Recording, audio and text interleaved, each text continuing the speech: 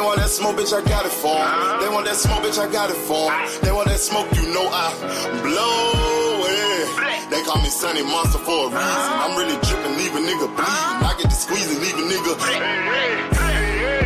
They want that smoke, bitch, I got it for 'em. They want that smoke, bitch, I got it for 'em. They want that smoke, you know I blow it. They call me Sunny Monster for a reason. I'm really dripping, leave a nigga bleeding. I get to squeeze and leave a nigga bleeding. Raw Molly got me all up in demon mode. I'm not moving like I done put clean in my nose. Trying to catch me up, I can leave with some hoes.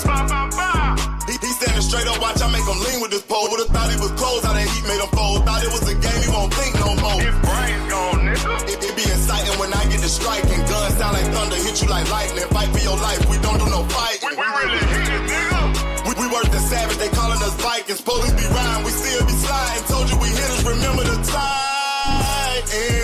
They want that smoke, bitch, I got it for 'em. They want that smoke, bitch, I got it for 'em. They want that smoke, you know I blow it. They call me Sunny Monster for a reason. I'm really dripping, leave a nigga bleeding. I get to squeeze and leave a nigga bleeding. They want that smoke, bitch, I got it for 'em. They want that smoke, bitch, I got it for 'em.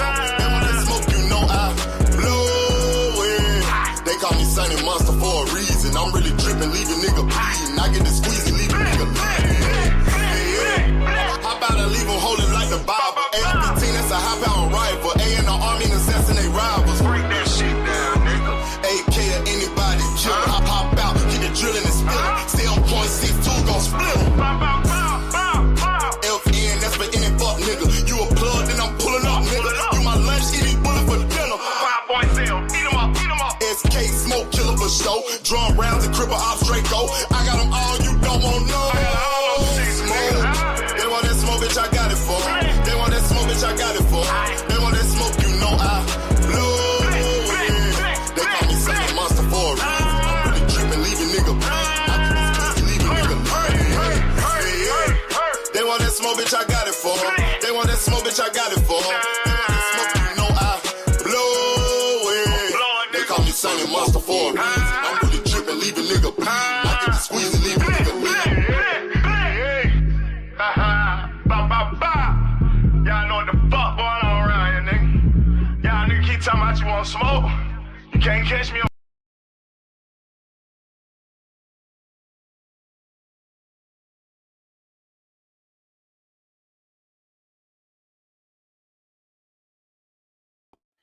Y'all give me 1 second. 1 second.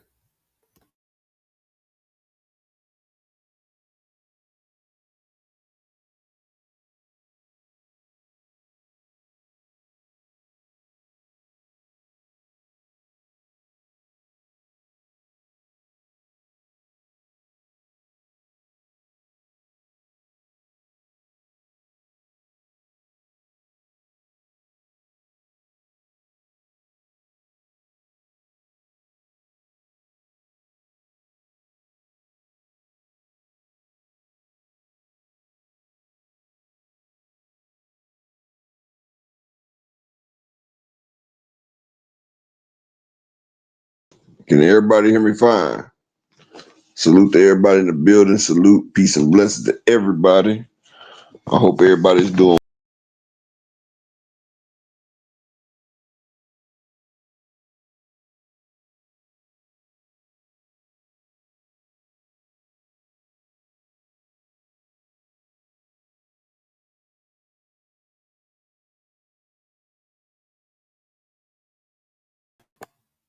Shout out to my brother, No Evidence. I'm having problems.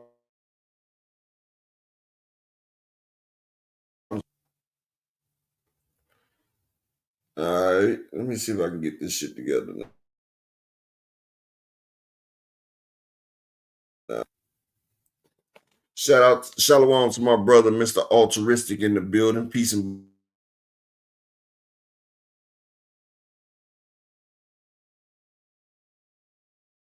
blessings to you, my brother. Everybody's doing what everybody's blessed today. All right, so earlier I watched Bill Haney and everything, right? So I think we're gonna get it started with that first. I want y'all to check this shit out. This shit was funny as hell. Brian Norman and Bill Haney and them, they going at it.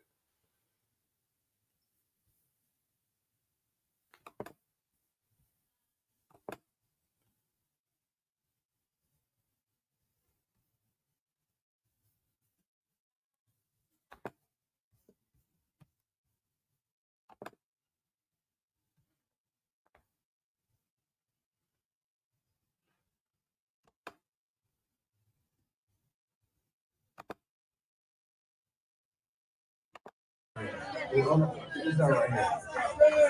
You got a man and be on who's gonna fight my son? Not to mention this fight, but then my son just made the knockout of the year less than 7 days. So what the hell do you mean who was gonna fight my son? You never gave an option. You don't know what the hell we had on the table. You have no clue who was gonna fight my son. Don't tell me nobody was looking at me. He had just fought. Devin had fought his name. You just made a statement and said you went to turkey out the sheet and said you back up, Devin. This is gonna be the best. It was the most bullshit fight on the card. He was the worst one, literally. That's right. The worst fight on the card. That's right. Can we admit that?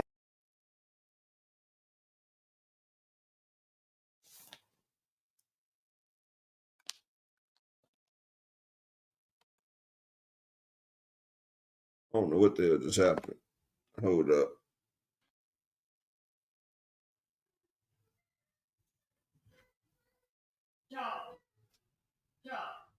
You heard me right? Wait a minute. Okay. Huh? What they say?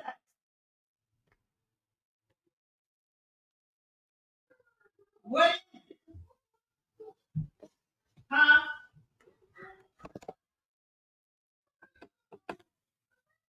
Oh, and they gonna cut it open.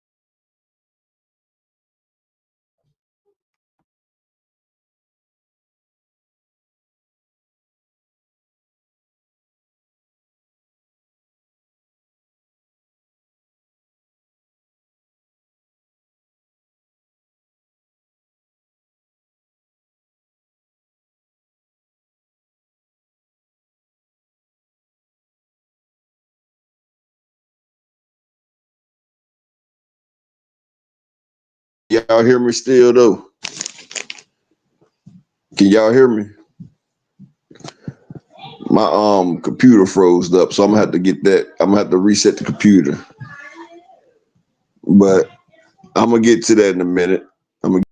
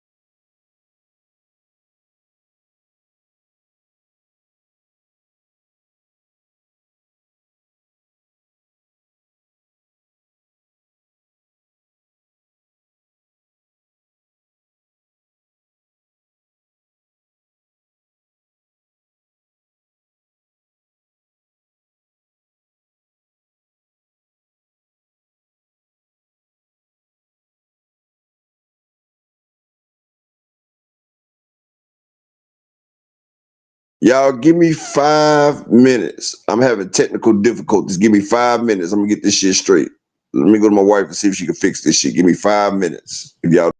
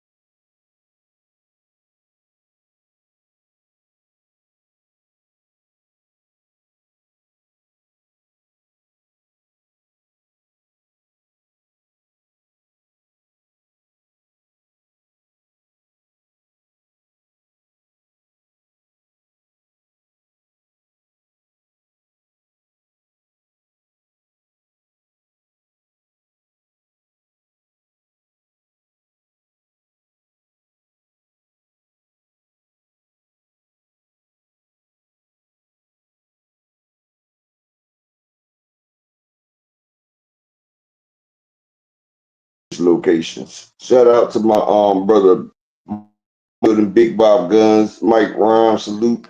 My nigga Emmanuel Carter, Big Coach Nation in the building, salute. I had to switch locations, y'all. I had to go upstairs and downstairs. And then I had to hear some out to use their equipment. You feel what I'm saying? Like it ain't my fault that I don't have like a supercomputer setup.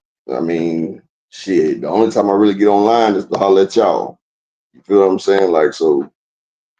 I don't. Hey, can't make excuses. Shout out to my brother All Things in the building. My nigga Thomas Hill in the building. Appreciate everybody that sat down, waited around. Salute to the beautiful Miss Cassandra in the building. How you doing today, Queen? Hope everything's well with you. All right. I'm while we talking, I'm hooking up things so I can play the video again. I'm just hooking stuff up. But I got my thing plugged into the Ethernet. Because if I don't, then it'll be choppy and everything. But we seen earlier today, Brian Norman Sr., he feeling himself. Y'all see how he asking Bill what's up with they squabble. He asking Bill what's up with his squabble. But who all seen the face off? Who all seen the face off today between Brian Norman, Bill, and all them? It was very interesting if you really watched it. Devin Haney, they sat there and said, well, Brian Norman's a bum, right? Devin Haney's like, nah, he's a good fighter. Shout out to Knuckle Sandwich. Yeah, you seen the two knuckle sandwich? Did somebody look scared to you? I'm just wondering. My nigga Big Bob, how you doing, bro? Yeah, I had something to do Tuesday night. That's why I wasn't here yesterday. Sock Passe, the Sonny Augustine in the building. My American in the building. Haitian American. What's going on? Yeah, it's time for the Colts to go ahead and do their thing this weekend, though. Well, Knuckle Sandwich, you say not scared, but maybe a little nervous energy, right? What are nerves, though? Think about what you said, Knuckle Sandwich. What are nerves?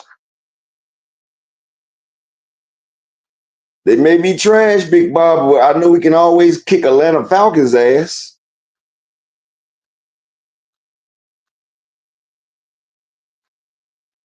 Victor can't save Devin now. I didn't hear everything he said about Victor. What did he say about Victor, Big Bob? What did he say about Mr. Conte? I got to the part with Devin and his dad. I was watching that part. You know, I skipped around a little bit, but I was watching Devin and Norman Sr. go at it. It's probably one person I would rather see Brian Norman Sr. argue with besides Bill Haney, and that's probably Auntie Schofield. I bet him and Auntie Schofield will have a funny ass damn.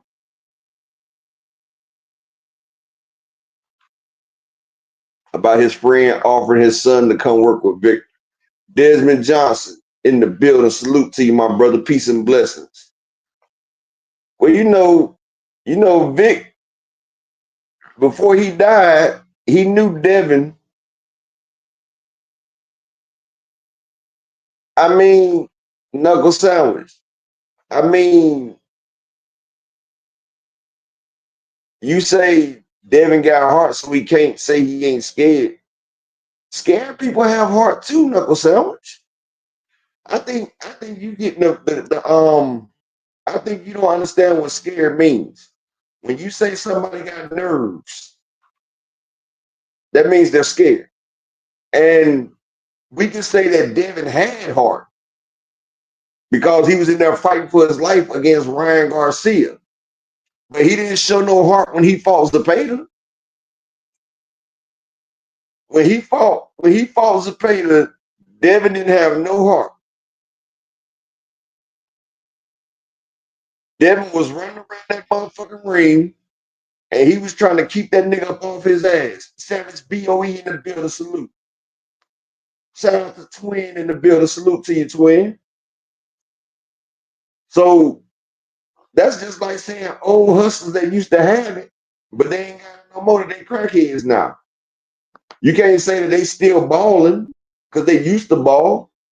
You know what I'm saying? Like you giving the nigga credit for passing. Adrian Broner used to have heart, but ever since Madonna got a hold of his ass, that heart was gone. So we can't sit there and keep giving people credit for shit that they once had. Motherfucker Roy Jones used to be an elite athlete until he started getting knocked out. He had reflexes. Then his reflexes were gone. So that's what I'm saying. Like, I'm not trying to put a motherfucker down. I'm just saying we can't give people credit for shit that they had before. Devin, and when you say somebody nervous, yeah, exactly, Sonny. And you know something? Yeah, Broner got gunshot. And that's knowing your own limitations. See, sometimes when you go out there, and see, that's why I tell you, hey, Savage BOE, Devin looked like his dad gave him some of that damn white girl, really. That motherfucker was antsy as hell. I thought he was going to pull out a Newport and start smoking it. But knowing your own limitations, Malik Taylor in the field to salute, my brother. See, this is what people don't understand. That's why it's hard to be the undefeated fighter. That's why when you take a fighter's O, it's a big difference than fighting a fighter that has been beat before. Because before a fighter gets beat, they don't know their limitations. Like, they don't know their fucking limitations. Like, the world is mine, like Scarface. But once a motherfucker done knocked you on your motherfucking ass and they done beat the shit out of you,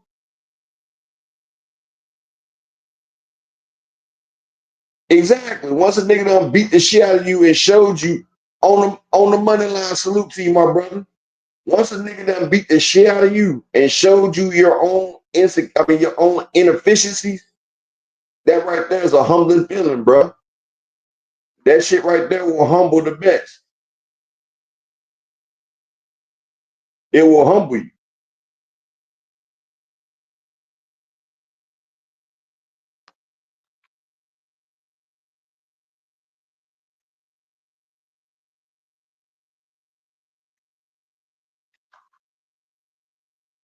And see, that's what I'm talking about. Like, well, we can't say not hanging out of the boxes because now his son, Bill Haney's son, wants to box as well now. So they got to. Well, sticking to jabbing and moving, that works if your opponent is slower or smaller than you. You feel what I'm saying? When you got an opponent that has a bigger, like I think Norman's reach is bigger than damn Devin's, honestly. I think Norman has a bigger reach. And plus, Devin may be bigger.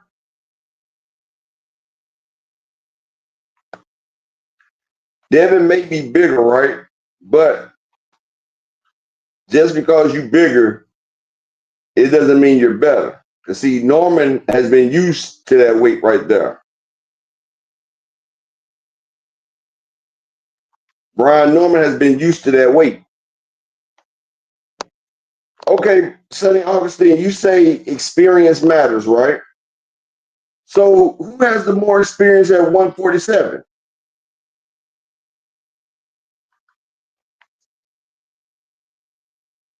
Okay, so now y'all saying that y'all think Devin has better experience. Well, y'all do know that Brian Norman has been in the sparring with Boots Ennis, Terrence Crawford.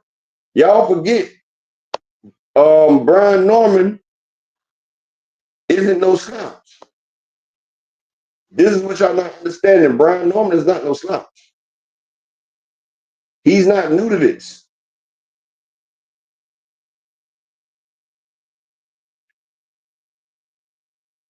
And shout out to my brother Big Bob Guns in the Cash App with the $2 holler. I appreciate you for supporting the grind, my brother.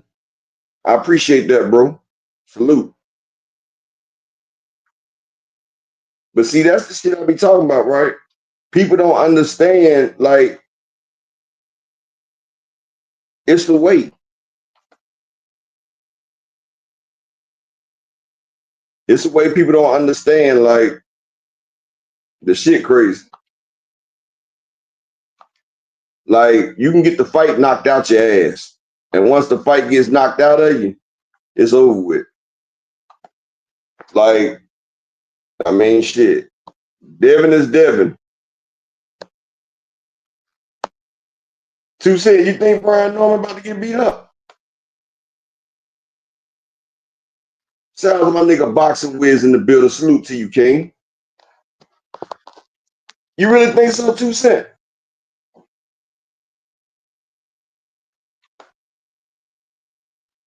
So you think Devin's about to stand there and go toe-to-toe to Brian Norman, 2 Cent? I'm just asking you, twin. I think Devin's gonna be scared of the power. I really do. I really think Devin's gonna be scared of the power.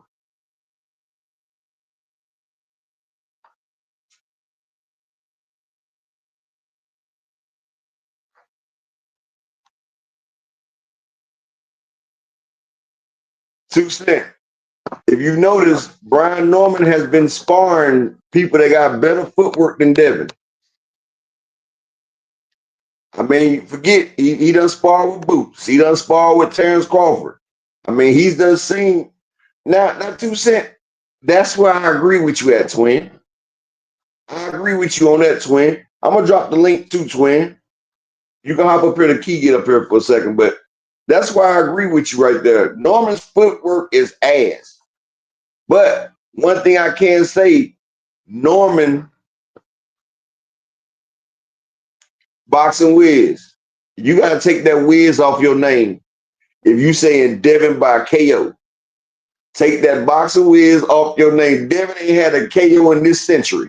I mean, this decade. His last KO was like, what was it, 2018, 2009?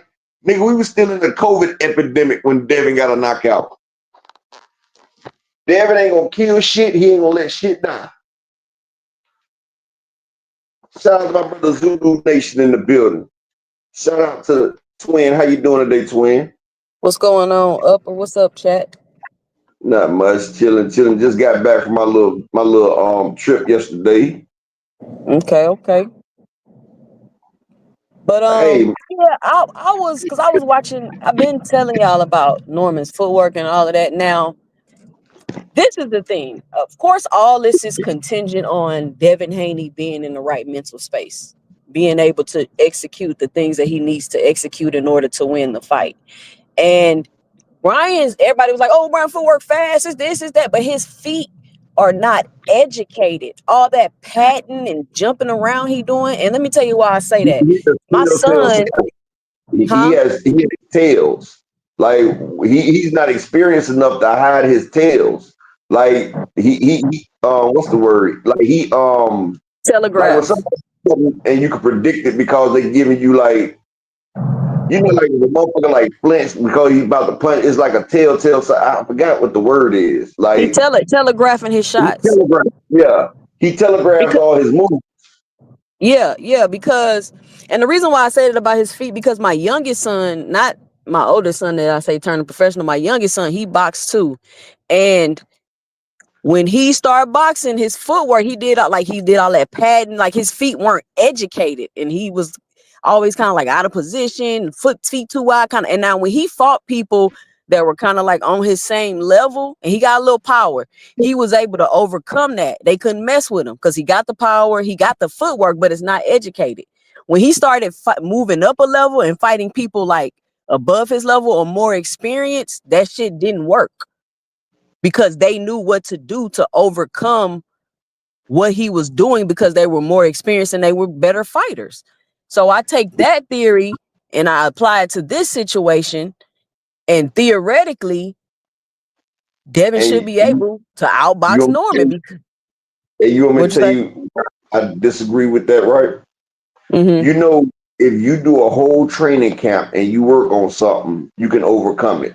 Let me ask you a question. Before the Ryan He looked Garcia, like he's been working on his footwork, okay, now but look, let's check this out now. I'm about to give you a perfect example.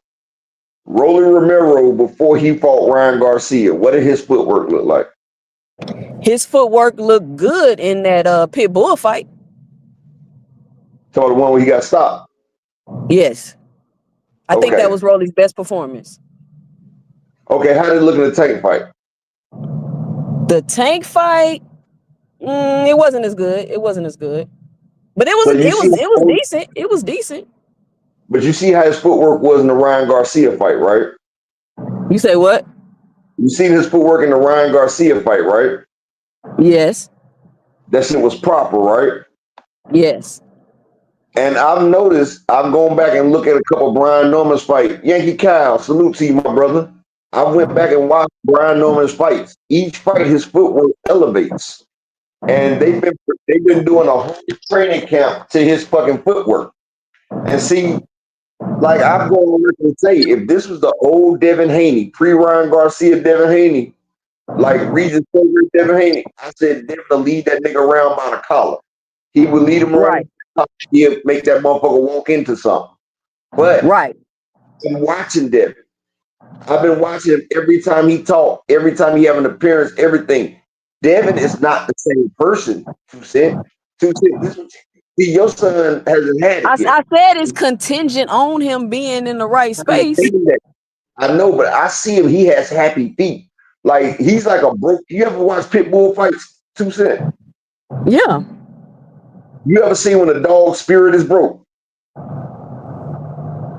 Nah, I ain't never seen no dog spirit. I don't be around dogs like that. Okay, when a dog's spirit broke, when he won't cross that line no more, when he won't scratch.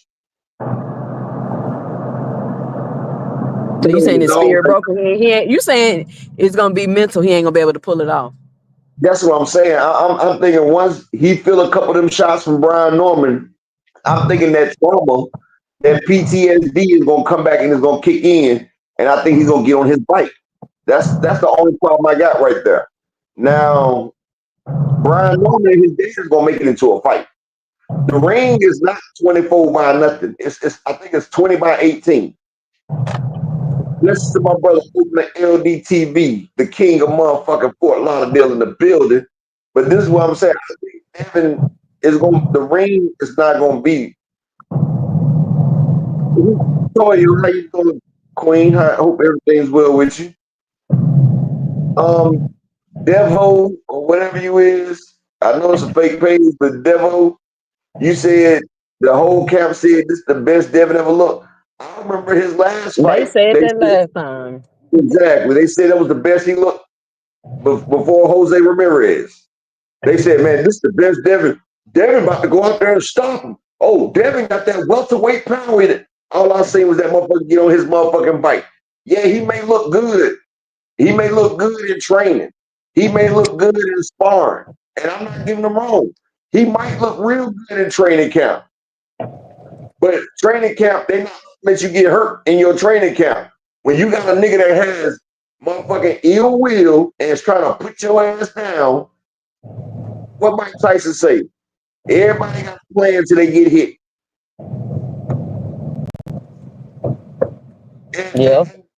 And Devo, why would Devin be top 10 pound for pound if he beats Brian Norman? How does that make him top 10 pound for pound? Because Norman the best fighter of the 147 division. Up. By default, I don't even think Brian Norman's the best fighter at motherfucker 147, 2 Cent. Nah, I don't think so. I wouldn't say that.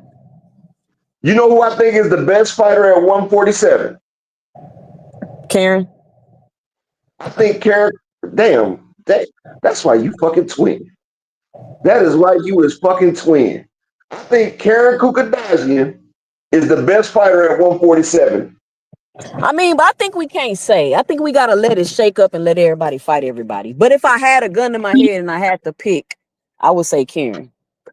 Karen didn't get stopped by boots. Norman did. in headgear and 16 ounces, 2 Cent. But What sparring is is practice. Sparring is practice. That don't count.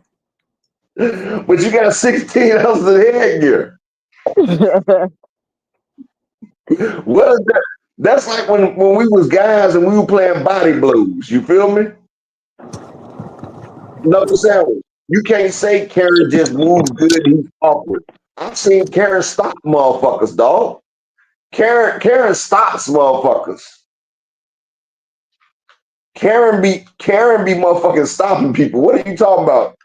Everybody think Karen is not that good because of him and Jerron Boots Ennis. You can't put him on this. The fact that he was able to take Boot, man, shalom to my brother, Mr. Altruistic in the Cash App with the 10-piece, man. Peace and blessings to you, my brother, supporting the grind. Exactly, Zulu. You got motherfucking chest and ribs. Your head is guarded. A motherfucker stop you in sparring, bruh.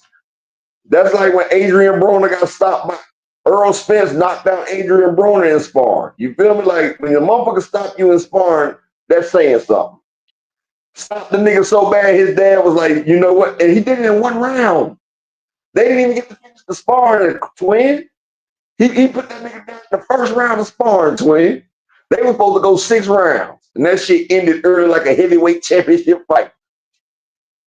And then Norman got mad at Greg Hackett. And he was like, well, you know what? My son lost, but I beat you.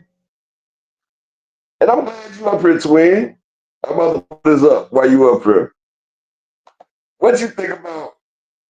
Hey, look, Brian Norman trying to revive his boxing career, ain't he, twin? He say he what? I said Brian Norman Sr. is trying to revive his boxing career, ain't he? I think he just liked to fight, actually. I could appreciate that. Oh, yeah. Bro, I'm going to tell you, once you're a fighter, once you're a motherfucking fighter, it's hard to go back to not being a regular degular ass nigga, dog. And you want to see if you still got it.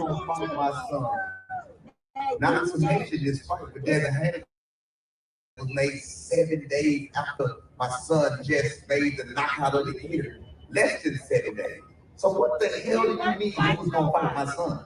You never gave out, so you don't know what the hell we had on the table. You have no clue who was gonna fight my son. Don't tell me nobody was looking at me. He had just fought. Devin had fought his mate. You just made the statement and said you went to turkey out the sheet and said you back up, Devin. This is gonna be the best. It was the most bullshit fight on the card. You was the worst one, literally. That's right. The worst fight on the card. That's right. Can we admit that? Hell no. Let me ask you this. I let it talk.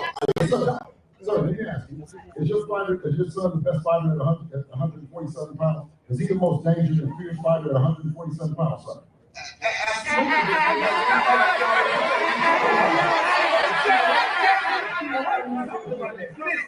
Here's the problem. Wait, let me tell you the problem what happened. So what you did was you brought a bunch of goofy hoes, all your fellas that you paid to bring. You brought a bunch of goofy hoes, and now when they fucking the whole press comes up, you ain't. That's what they do. We trying to get at you. They trying to Turkey, if you listen, they trying to put something on. That's what they trying to put something on the table for me and him to wrestle on this motherfucking stage.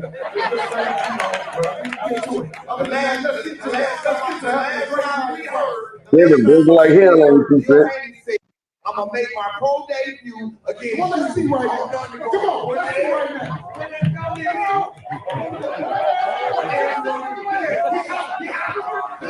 Bill Haney playing for the crowd, he said.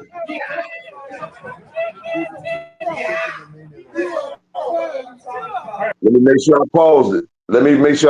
For a second. Bill Haney, the nigga in the group that always get his friends in a fight. Bill Haney, that motherfucker to get you fucked up and get you. And he just standing in the back. And he's standing in the back. You be like, nigga, you started this. What you doing? You get 1,000 years fucking with Bill Haney, bro. I'm telling you. But the fucked up shit about it, when they first came out, Senior was like, nigga, you said it was on site. You said when you see me, it was on site. You feel what I'm saying? Let's not forget, Bernard Hopkins is still waiting in the bathroom for Bill Haney. Remember, Two said Bernard Hopkins. Oh yeah, I forgot about that. Shelton, you crazy. Gayasev is not beating everybody at 147. Gayasev is okay. But shit, Bill don't need a boxing wig. You starting to show your colors. You one of the Haynites. I see it. I see it. Bill Haney be pump faking, and he faking like hell because he damn sure didn't do that. Okay, what happened when Brian Norman Jr. had to toss Bill and all of them? Bill's bodyguards. What did Bill do? He ran back in the back and let the bodyguard and everybody get tough. Bill Haney ain't gonna break a promise. He ain't gonna fight cancer. That nigga ain't doing none of that shit. Bill's a pump. He's a motherfucking. He needs a tampon because that motherfucker be bleeding every month. I'm telling you. Exactly. Open it. He got the hell out of there. Bill even got out of there when his son was trying to fight a carnival worker and couldn't knock that nigga out. And I'm glad I just thought about that. Knuckle sandwich. You say Devin gonna get a KO? He couldn't even KO a carnival worker with bare knuckles. He started off when that nigga looked back at Devin like, what the fuck was that? 2 cents. If I ever hit a regular nigga and I still off on him, man, God is my witness. They going the fuck down. I don't care if they 5'5" or 6'8". If I get a clean still off on somebody, I'm breaking some shit. This nigga's a boxer. And notice before Bill stood up, he made sure he got that security guard's attention to. Said like, look, hold me back. Hold me back. What do you think about Bill pandering to the crowd, 2 Cent?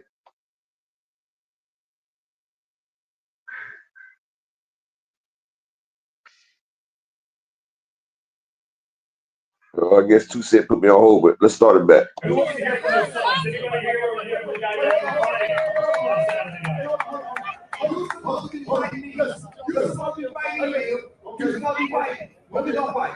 listen. Right now, if you want to. But listen, let me just you said you were on site, bro. I just see you 5 times. Okay. Shout out to the professionalism of this guy to come out when he did. This is amazing town. We've been here since November the 1st, right? Yeah, he's acting like what it. we have is what we call when we get acclimated and sorry, we got that bounce. Now tell me, let's see that bounce over there. 7 boards over there. November 22nd, my son gonna punish. All right, let's hear it out from Devin. Devin, for the first time in your career, I believe, you are the underdog. Did y'all notice that Bill Haney, the dude got away from Bill, right? And Bill started dancing. Bill didn't have no more animosity. Did y'all notice that Bill Haney's animosity left as soon as the motherfucking bouncer got away? Did y'all notice that the animosity was gone? Yeah. Ain't no use of exactly promoting that shit no more. We here. It's fight time. We don't need no more promotion. It's not been promoted. It's a damn. We got, like a motherfucker say in prison, man, we got 24 and a wake up. Hey, exactly, Desmond Johnson. That nigga say Debo Haney. That shows you that they ain't never. That show you that they never watched Friday because Debo was steady taking his ass whoopings. He didn't fuck with them niggas up the street because he knew they'd blast his ass. So he went to the niggas he knew, and then he got his motherfucking head busted. Then he got his ass beat on part 2. So shit. Debo used to take. So I ain't go. Never mind. I guess they about to take this L. They gonna say Brian Norman hit that nigga in the head with a brick. This matchup, you feel everything you've accomplished in your career that you should Not anymore. Not anymore. I think it was up. No, sir, you still underdog. You still underdog. No, it's not. You still underdog. To be here, and I think I love this opportunity. I think I can barely hear it. Barely hear it. Hold on. A dream come true of mine to be fighting for another world title, and this is not my first rodeo, so it won't be anything different. Yeah, that's them. I got to touch up to the match, 2 Cent. Me and my family, my team, and yeah. That nigga just scared him. You know, I got off a prayer height. It's not the zone. But I can't use the zone. What do you say to those who believe you're not ready to deal You with gonna be tearing my ass up, people. First things first, is a wonderful fight card, and gotta thank everybody that made this fight happen. That's Turkey Allergy, His Excellency, Ring, Bob Father, Bob Aaron. Norman looked nervous I too, though. appreciate that. I was making this fight happen, and I truly feel like either you got it or you don't. Of course, he has fought, he has did wonderful things in his time period and what he had going on, but it's time for another face to come up there and do his own thing. And that's what the boy Brian number 2 stepped in at. Well, you said in Devin's last fight against Jose Ramirez that he ran so much he had to change shoes because they ran out of grip. That said, he won basically every round of that fight. How do you plan to force him into exchanges with you? Everybody got to change shoes when they running because the grip run off. What are you talking about? Not like he just won forever, so no matter if he run or he stay there, no matter what, the boy going to sleep. And Devin, what's your strategy for Brian? He says there's no way that you're going to stand in the pocket and exchange with him. Is that true? Yeah, I mean, we fought everybody, different. Like I said, this is not my first rodeo. Ramirez is different than I fought me. I fought Loma different than I fought Regis. So, the world got to see, what game plan me and my team has drawn up, and I don't know, beat this guy. Well, in a recent face-to-face interview, you said he was just another guy. He's a bum. Why do you feel that way about it? No, I think he's a great fighter.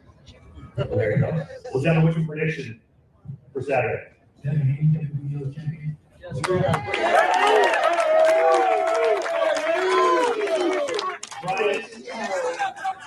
Brian, how confident are you that you can get a decision win against Devin, or do you think you just have to knock him out to win? If I want those to call, I can do that. I'm gonna knock him out. I'm definitely gonna do that anyway. As is. He said my name in the game.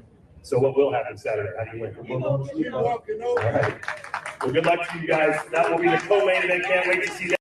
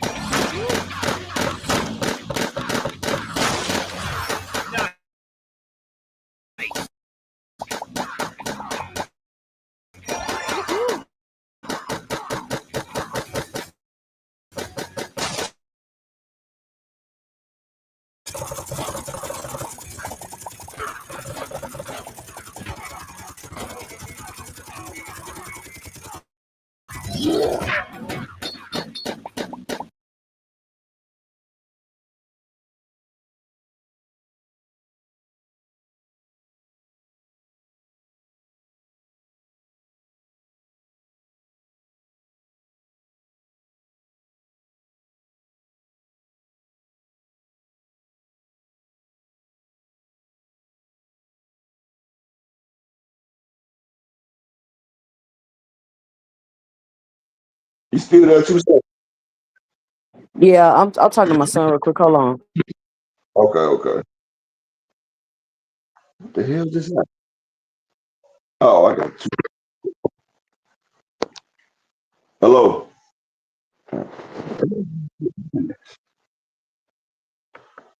Hold on, yeah, I'm about to go.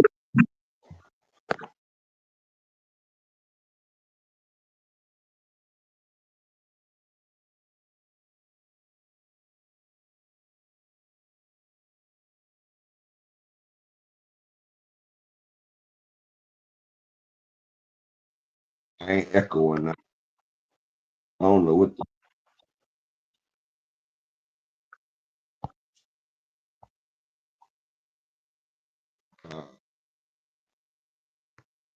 So what y'all think?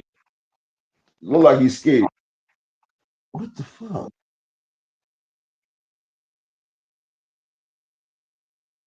I felt like it was a good press conference. Those commentators were trash. Hey, 2 cents.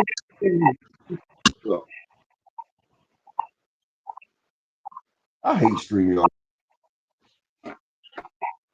You ain't got nothing on the back.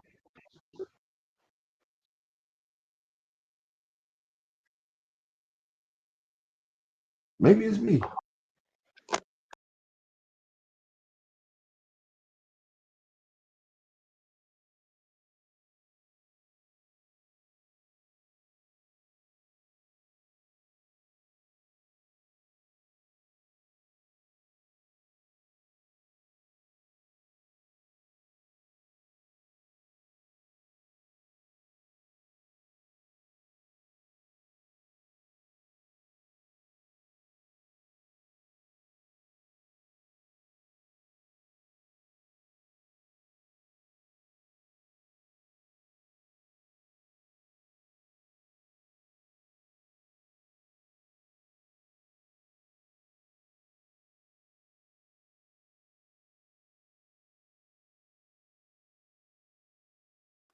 I don't know what had happened.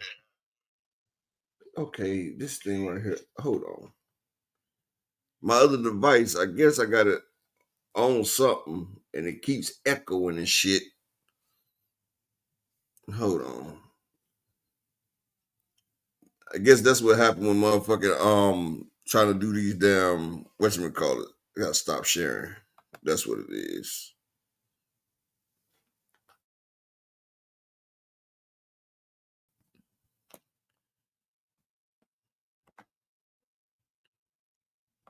Hold on one second. Let me see where the hell Dr. Key at. Hold on.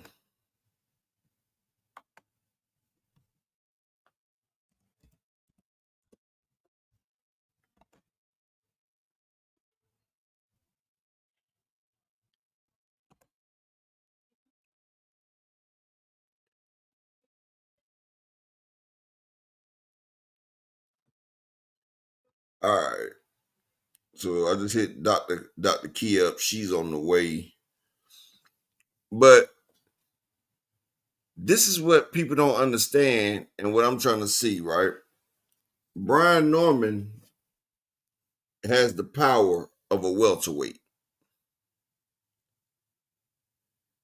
Devin Haney, he's been shrinking himself down, and he's never been known for his fucking power.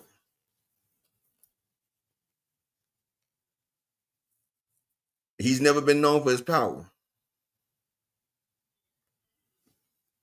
So if we had to put it in that type of situation, I feel like he's going to stall him out, and I feel like he's going to cut the ring off. And I feel like once he gets a hold of Devin, it's going to be over with. Like, that's how I feel. Like, I think people are making this fight a little too more complicated. Like, I think they're trying to make it more competitive than what it really is. Because I don't really, I'm trying to figure it out. Like, I'm trying to figure out why people think that Devin has such a great advantage coming in this fight.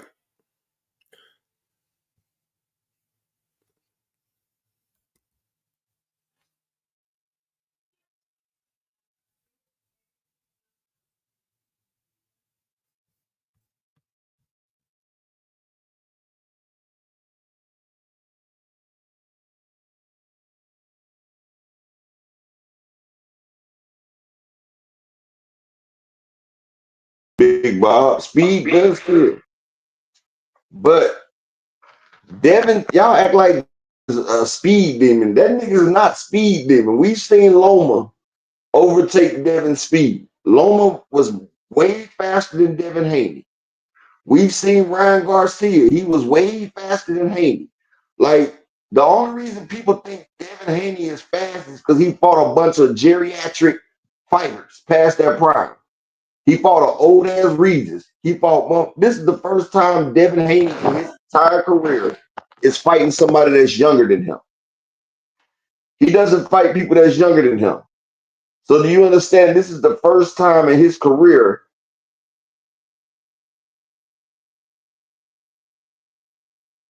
Yeah, he got a jab, Big Bob, but we've seen he had a jab. He had a longer reach, an extended jab over Loma. He tried that jab on Ryan Garcia. And one thing I can say is Brian Norman is pretty good with them hooks.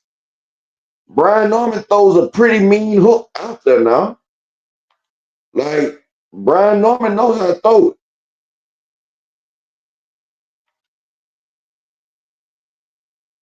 Yeah, Devin Haney does overreach. Plus, Devin used to see Big Bob. That's why I don't know if they worked on speed in training.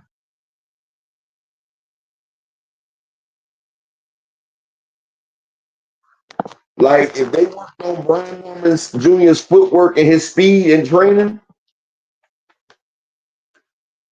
Boxing Wiz, y'all keep saying Brian Norman's not good with his feet. He was good with his feet when he fought Giovanni Santillan. He was good with his feet. He was good with his feet when he just went over to Japan and knocked that nigga out. People keep saying, motherfuckers say Earl Spence wasn't good with his feet. But I seen him box the fuck out of Mikey Garcia. I feel like Brian Norman's feet is underrated.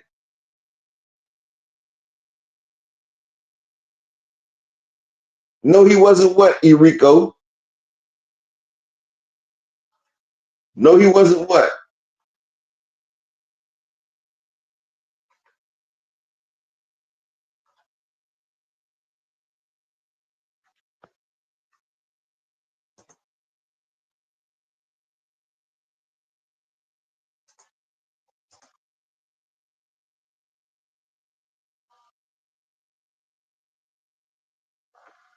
Oh, okay.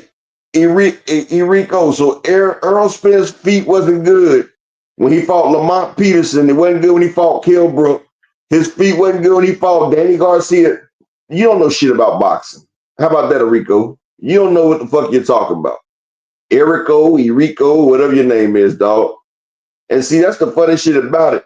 Because people like you swear y'all know boxing, but don't know shit about it. Oh, I know he ain't Brian Norman Jr., you dumbass bitch. But he's better than Devin Haney, you dick sucking ass punk motherfucker. The fuck wrong with you? Jado salute. It's always y'all dick suckers that come in here with the bullshit. Y'all want to suck Devin Haney dick like y'all Diddy and shit, bitch. And then y'all come in here with that bullshit. And you get mad when a motherfucker express their opinion. Punk ass nigga. Y'all niggas getting y'all, and don't time them out. Don't time that bitch ass nigga out. It be y'all bitch ass niggas that get mad when a nigga express the opinion. Like, nigga, spend that much time in getting you a fucking female, nigga. Get you a motherfucking female, dumbass. Y'all niggas up here Captain Save a hoe and putting an S on y'all chest for a nigga.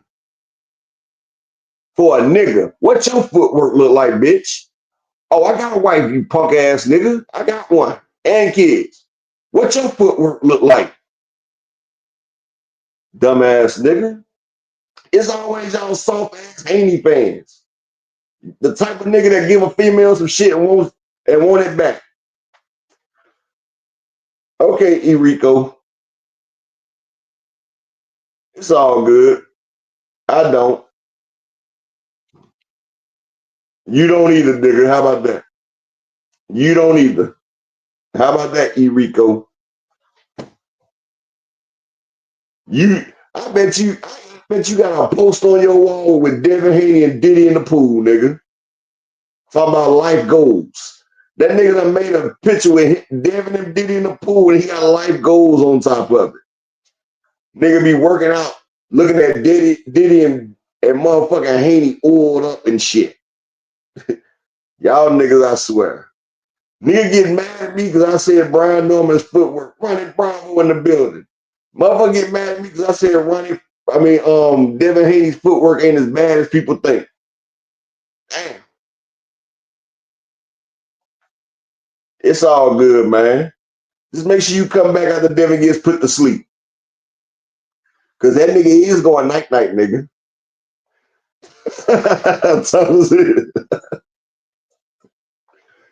Thomas, you can't tell me them niggas don't be thinking Devin and Diddy in the pool life goals. They just hoping they not even trying to be in the middle of it. They just want to be in the background character. These niggas just happy being background characters.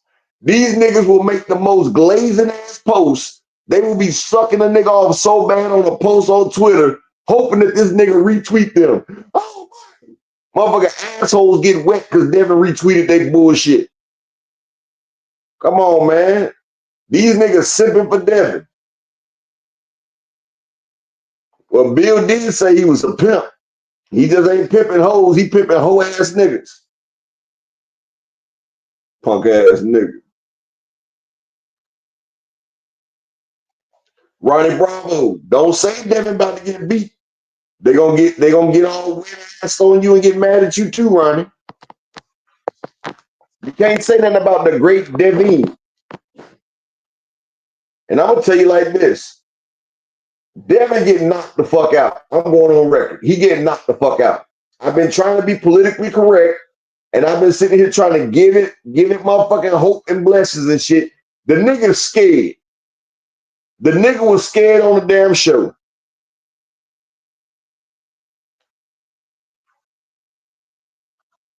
Hey, you know something, bro? I don't hate you, and I'm a Spence fan. I'm a fan of Bud Crawford inside the ring. I just don't like him outside the ring. Inside the ring, I gotta respect his greatness. The man hasn't lost. And you know, even though he ain't had the top competition, everybody's been put in front of him, he's beat. So I gotta respect that.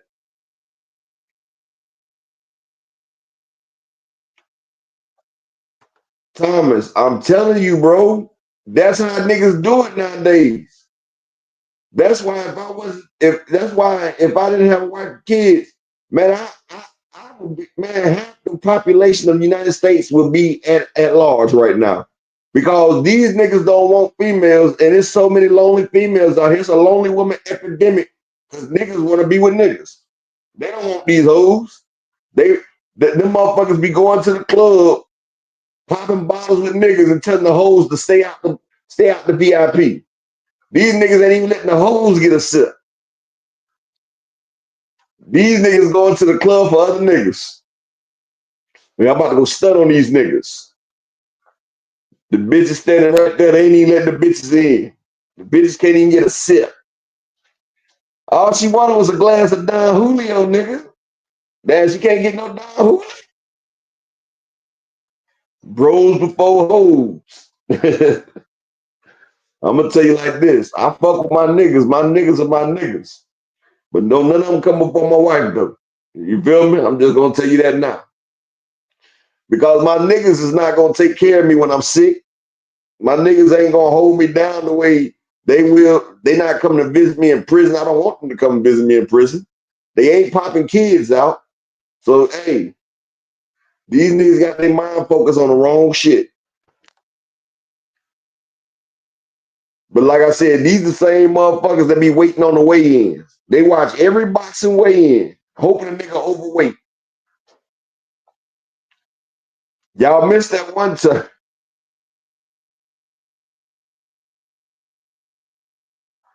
Hey, Ronnie. My boy loves his Fortnite and shit too. Hey, he'll learn. I told my son once he finally get it wet, he gonna say fuck the hell with that motherfucking the hell with that. My son ain't number 13 though. Well, no, he 12. He was born in 2013, but my son once he see the beautifulness of a woman, he gonna tell Fortnite goodbye. See me when I was young, we played hide go get it. So even though it was the ones we didn't want, they was always right there and easy to go get. But I learned at an early age what that sweet, delectable yams feel like. You feel me? But I don't blame these niggas.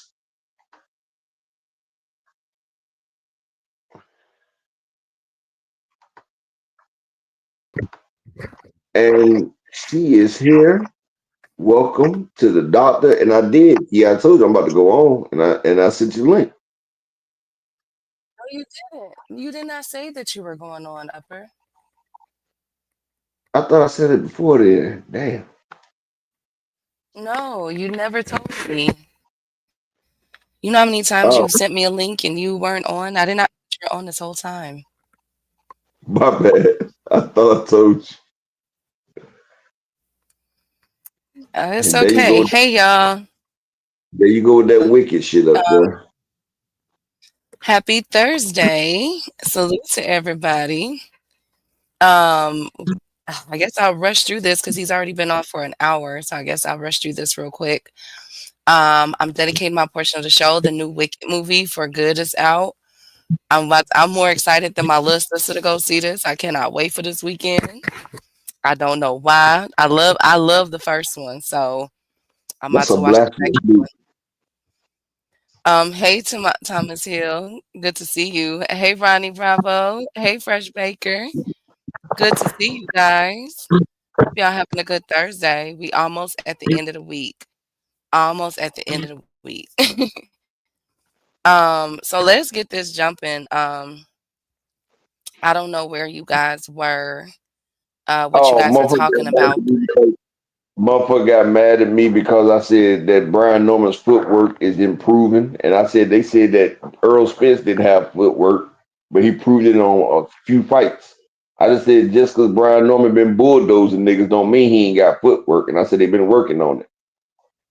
And 20 minutes I was spent trying to get my shit up and running though. I had to switch locations, so you ain't miss much. Okay, cool. So, we got a lot to get into. So let's start with the housekeeping because we got a few housekeeping things to dive in. Number one, um, Tank's coach, Coach Calvin, sent an encrypted message to Brian Norman Sr. Now, I'm raising my eyebrow to this, y'all. I'm not going to lie. He said, when y'all get over there, don't trust nobody, just you and your son against the world. I find this to be very interesting because as the times I've been following Don't Coach say shit Calvin. about Schofield. Uh-huh. I said don't say shit about Auntie Schofield. Do not do it. No, I said for the times I've been following Coach Calvin, I'm very shocked that he would say this. By his son and all of them going over to Brian Norman, them going over to Saudi Arabia. So I got my eye on this, and especially when he said, "Don't trust nobody." I wonder if this is an encrypted message of what's been happening, what's been occurring with the whole Jake Paul and Tank Davis fiasco that appears to be flowing out. Now, a lot of fans are accusing. Speaking of Upper, a lot of fans are accusing Jake Paul of using Tank Davis' name in his fight buildup with AJ. Yesterday, Jake Paul posted a video of him, of course, trolling, doing what he does best, and he still has the cutout board of Tank Davis. And so, and talking about Tank, still doing little slights at Tank. So a lot of people feel as though, like, okay, you're not fighting him anymore. Why are you still bringing him up? Go ahead and promote your fight with Anthony Joshua. You know, if I was Tank Davis, you know what I'd do, best friend? What? I post a video with that girl saying that Jake Paul took her cookies, and Okay. I tag her. Oh my God, Upper. Anyways, Hey, look, what's your favorite saying, best friend? You want to go low? Where you going? to hell. Exactly. So you wouldn't do it, best friend?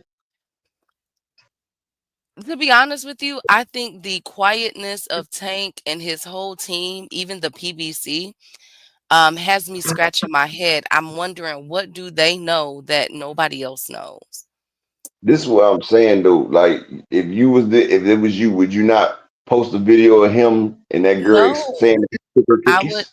No, I would not. I wouldn't have I to because would. if 'Cause I'm all sitting the on shit some that stuff, no, I'm just saying all that shit that he's putting on Tank, talking about how he do women and such and such. At least he ain't never been accused of taking cookies. You know what I'm saying? right? Taking cookies. I'd rather a nigga whoop a female ass than take her cookies. But we don't even know if that's what even happened. That's what's so crazy, No, Upper. we know it didn't happen, but I'm just saying if I had to choose which nigga, I'm not trying to be around either one, but I'd rather a motherfucker whoop a female ass than take her cookies. Now, all of this is coming. I get what you're saying. All of this is coming off of the report that Anthony Joshua was supposed to be featured on this weekend's card with David Benavidez. He was going to be a surprise guest and was actually going to fight, but then the Jake Paul offer came in and they pulled the fight. Just getting very, very interesting. Like very, very interesting. Yes, of course. Hey, J.A. Duda Haney and Sue is a nah. I think they setting up something. You want me to tell you how I know this fight gonna be fixed, Dr. Key? Which fight? The AJ and Jake Paul fight. Why? So he was willing to fight AJ in 10-ounce gloves, but wouldn't fight Tank in 10-ounce gloves. Correct. Correct. So is he trying to say that AJ doesn't hit harder than Tank, a heavyweight? So you're willing to fight the former unified heavyweight champion of the world, Anthony Joshua, who just sent motherfucking Francis Ngannou to the motherfucking neither world, right? And you're willing to fight him in 10-ounce gloves, but you wouldn't fight Tank Davis in 10-ounce gloves? What the fuck type of sense does that make, best friend? It's kind of interesting, doesn't it? At all. It's kind of You interesting. didn't Hey, think about that, though, did you? no, I did not. Hey, Mr. Altruistic, I did not. But what I also, but go ahead, Upper. I listen. But also, Jake Paul is getting called out by several men because of the way he trolls. Now, remember, I said he had the cutout of AJ and Tank Davis. Well, he put up photos of him sleeping with the AJ cutout in the bed, holding it. He also put a cutout of him and AJ, the AJ cutout in the shower with him while he was naked. He also put it where he was bent over and AJ was behind him. So a lot of people are feeling like, okay, I that's told you it was a enough. fruity ass nigga. Huh? I told you that was a fruity ass nigga. I just think that that's kind of, hey, all things my right hand. I think that that's kind of wild. Like, good God Almighty, what the heck? So shout out to, I guess he's trying his best to sell the fight. Their press conference is tomorrow. He's telling you Um, that he's turkey meat. their press conference is tomorrow, and their pre-sale tickets have already went on sale. You can get a ticket as low as $66 for this fight in Miami. So if you guys will be in Miami on December 19th, make sure you guys check out Jake Paul and Anthony Joshua for a professional heavyweight bout. Hey, Boxing Liz. Let's get off from that because he gives me a headache a little bit. Anyways, Upper. Let's get into the next housekeeping. Um, I don't know where Upper just went. Oh, there you go. So I have to say, oh God, Connor Bean and Shakur Stevenson. Shakur has agreed that after his fight with Teofimo Lopez, that him and Connor Ben will be fighting in the United Kingdom. I told you guys about this a couple of days ago that Shakur and Connor Ben was going back and forth, and that there could be a potential fight between these two at 147. And it has been confirmed by Connor Ben and Nigel Ben. They did an interview on the Ariel Helwani show, and they both agreed to fight after Shakur's fight with Teofimo Lopez. And it will be in the United Kingdom. How do we feel about that? Hey, Slogan. How do we feel about that, y'all? Exactly. Hey, Zach B. Good to see you. Salute to the beautiful Queen, Miss Joette. How you doing, Queen? JA say Shakur's full of ish. Well, okay. So I posed the question, if y'all recall, a couple of days ago, and I asked, is Connor being the money man? With two successful bouts in the UK, is Connor being the money man? And I told you guys a list of fighters that was lined up calling out Connor being, which included Africa and Shakur. And it appears that Shakur and Connor being will be fighting in the UK Upper at 147. What does this mean, What does this mean, Slogan? When the heck is Shakur fighting Tio? Allegedly in January. I think they'll probably have the promo over the weekend. But it's supposed to be in January, Queen. I don't know. That fight is not going to happen. I think they're saying that it will. Slogan. They're saying that now I heard that that Tio has agreed. And I heard that Shakur has agreed. I heard that what they're working out is the kinks of it on what network is going to do it um because of if I'm not mistaken, that's a majority PBC card that they're putting together. So I'm not sure how they're going to work this out. But Conor Benn and Shakur Stevenson upper at 147 in the UK. Who you got, UP? I don't know who you are, Feed Me More Zone. I don't know who you are. I don't know where Upper is. To promote themselves. Yeah. Well, I'm Give me not even 5 minutes. I'm trying to get my thing together. Give me 5 minutes. okay, Paul crapped on the Tank fight, so I'm ishing on every fight he has from now on. No, we cannot do that, Feed Me More Zone. So yeah, I don't know who that is. But yes, I just wanted to bring that to y'all attention. The fight has been agreed on for Shakur Stevenson and Conor Benn. So his hands got to be right for Tank, but not T.O. and Ben. Yeah, right. Well, I guess his hands are okay now, J.A. Dixon. I guess his hands are cool. You feel me? So, um, I don't know. You know what? This is what I say with the whole thing. Good luck. You know what I'm saying? Good luck with it. Let that fight, however y'all gonna do it, let them do it that way. How about that? Let them do it that way. But last up on the housekeeping, we have found out that Ryan Garcia, it has been solidified. So crazy because we were all just talking about it yesterday. And Ryan Garcia did it was announced that Ryan Garcia and Mario Barrios will be fighting. But here's the thing though, okay?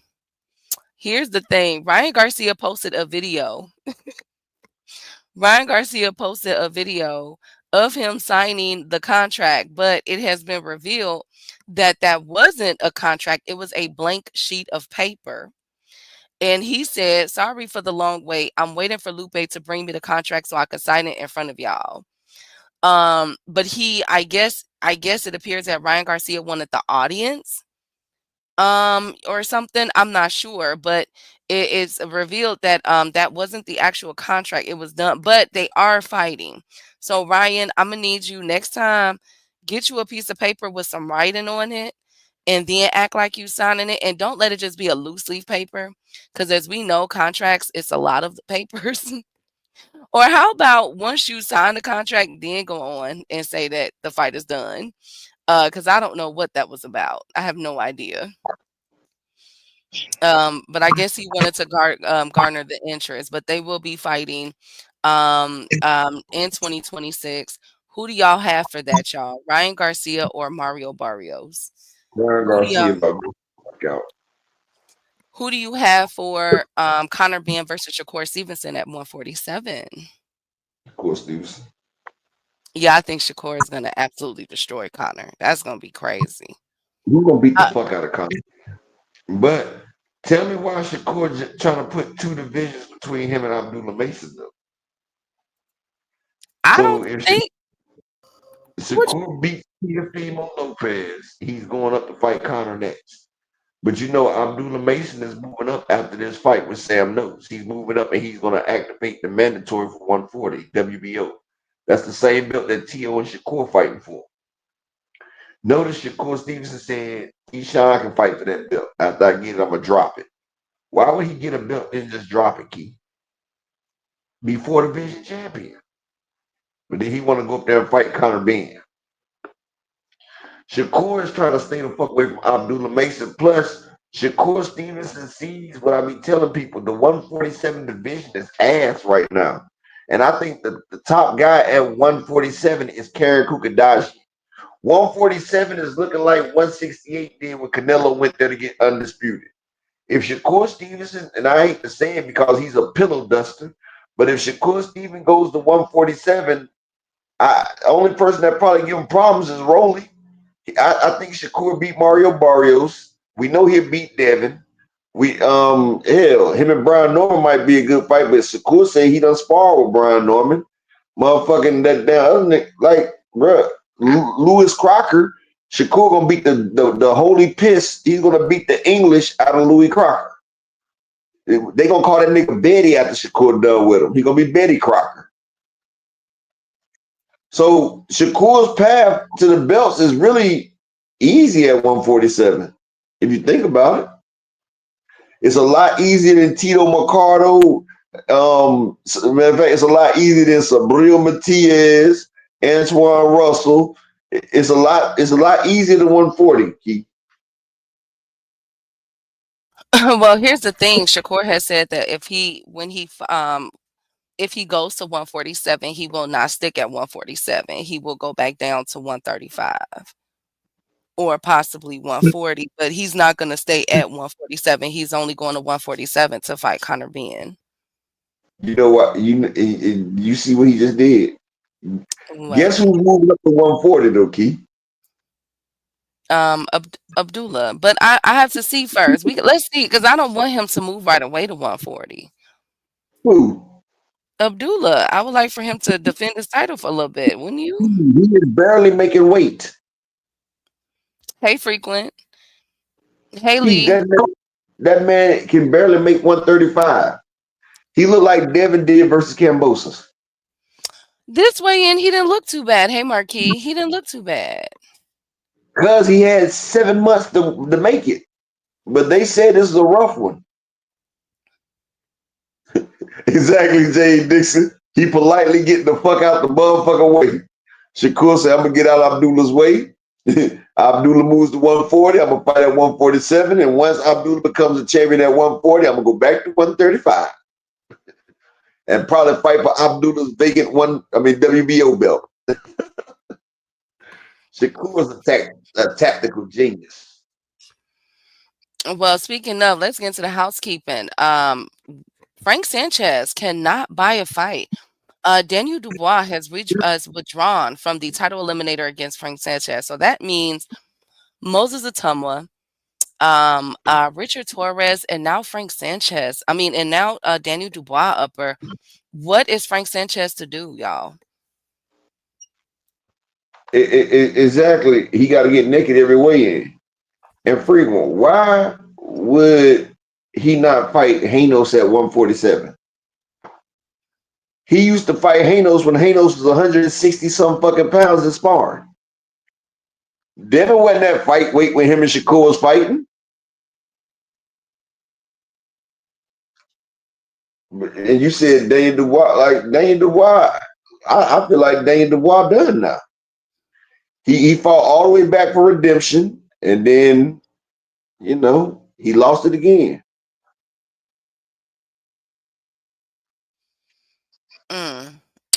So how do y'all feel about that? Frank Sanchez cannot buy a fight, Daniel Dubois. But people do not like Shakur boxing style. In my opinion, is a bad match. For who? DZ, what's a bad match? That's what Shakur. Okay. Who can Daniel? Not Daniel. Frank Sanchez fight then, upper. Frank Sanchez is high risk, low reward. So everybody avoiding his ass, Key. But are they avoiding him or are they avoiding the champ? Like, let's keep it 105. They avoid Frank Sanchez. How would that be avoiding the champ if Frank Sanchez can't get fight? Because, thinking 2 steps ahead, Usyk is the IBF champ. So are they avoiding him? Usyk's the champ on everything except for the way he just dropped. Right. So if Dubois was to defeat Frank Sanchez and we get a Dubois versus Usyk part 3, you think Dubois was like, you know what? I can't beat him. Why do we keep talking about part 3s when motherfuckers done lost twice? Hell, we talking about Usyk versus Fury part 3. That's what they're talking about. Motherfuckers talking about Usyk versus Fury.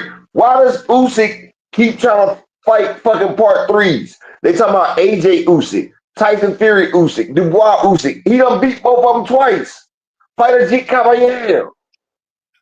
Okay, and I'm not arguing that, upper, but what I'm saying is, what if that was Dubois' point, though, upper? Just because they in position don't mean they have to fight the champ. Motherfuckers just sit there. It's the title eliminator, it's a title eliminator. Virgil Ortiz had title eliminators, but he ain't fight for no title at 147. He could, though. At 168, at heavyweight, they're trying to, as we can tell, they're trying to get these guys in the ring and fight each other, though, up. They don't have to take the fucking fight, even if they do win the title eliminator. You don't have to take a fucking fight. You can't force that Upper. man to I get fight. that, but the heavyweight, obviously, what we have seen the past several months, that's what they're doing. They're stripping they stripped Usyk Okay. and Okay, guess what? they're fighting. Okay, Upper, yes. Ajit Caballero won 3 title eliminators. Makhmadov, Frank Sanchez, and then he just beat motherfucking Big Bang Fried News. Zhang was the title eliminator.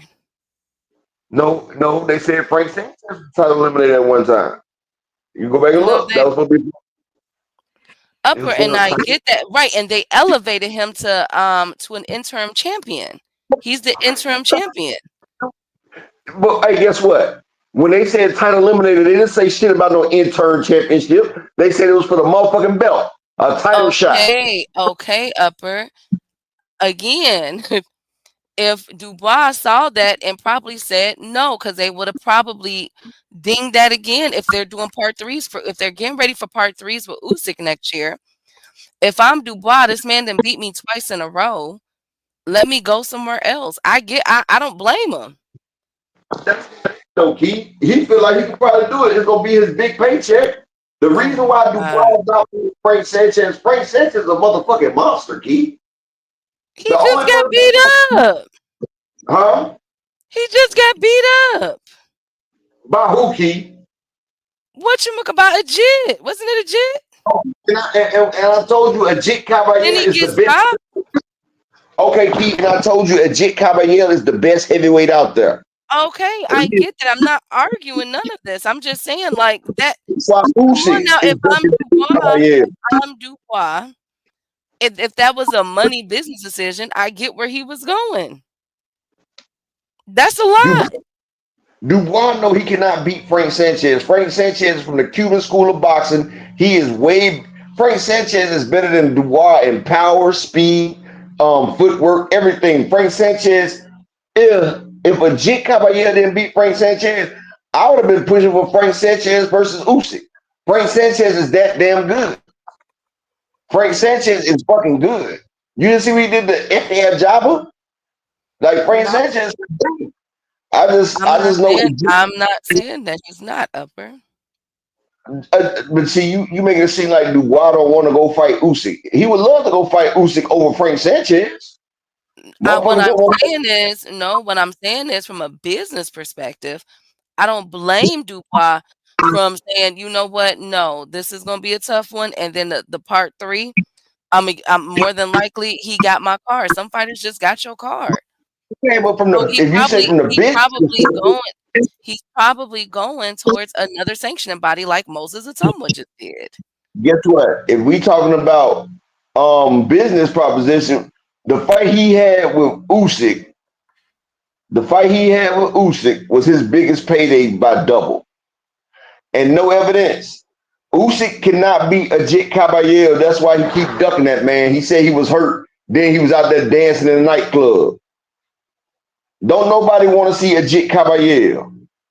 He done took a couple O's. He took Makhmadov, he took Frank Sanchez, and he beat the fuck out of Big Bang Zane. Beat the fuck out of him. We've never seen Big Bang Zane get outclassed or worse. Matter of fact, that was just I'm telling you. Ajit Caballero is the truth. And it's fucked up because ain't he like Saudi or something, Key?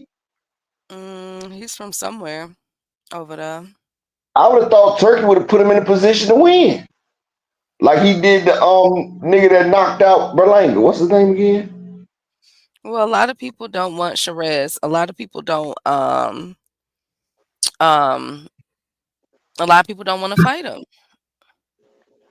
I mean, no evidence. I feel you, but Frank Sanchez, our Cuban brother, I think would dance on Usyk, honestly.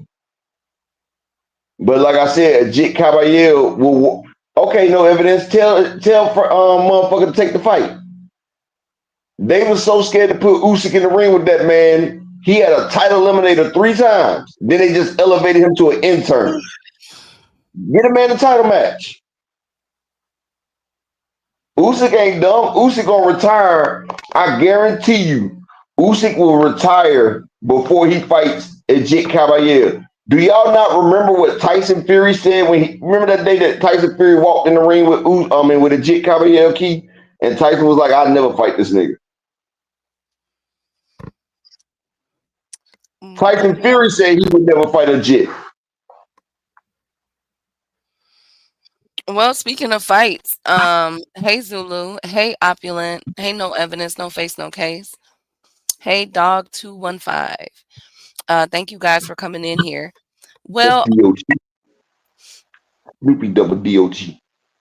well, I get it. I'm just saying, I get. Hey Justin, I get why they are doing what they're doing. That's all I'm saying. Okay. But speaking of fights, right? Let's talk about these double standards. Now, as I just told you guys, Ryan Garcia and Mario Barrios is announced for February 21st. And a lot of fans are calling cap. They are bringing up Ryan Garcia's last year mishaps of everything that happened and how he is now being gifted 2 title fights. So people are saying, wait a minute, this man tested positive. He plays around with his weight. He also had domestic violence issues and was racist towards other people. And not only did he, he came back and he lost to Rolly, which was one of our bigger upsets of the year, but he also is about to fight Mario Barrios for his belt. So a lot of people are calling cap on this, like, wait a minute, like, we know that they do this in boxing, but what makes Ryan Garcia so special? He will be fighting for Mario Barrios WBC.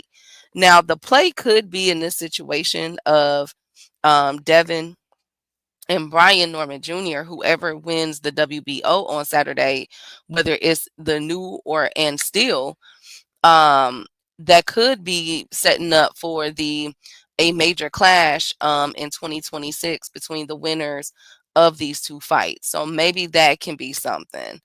I'm not sure anymore. Hey, Bruce Gas, good to see you, King.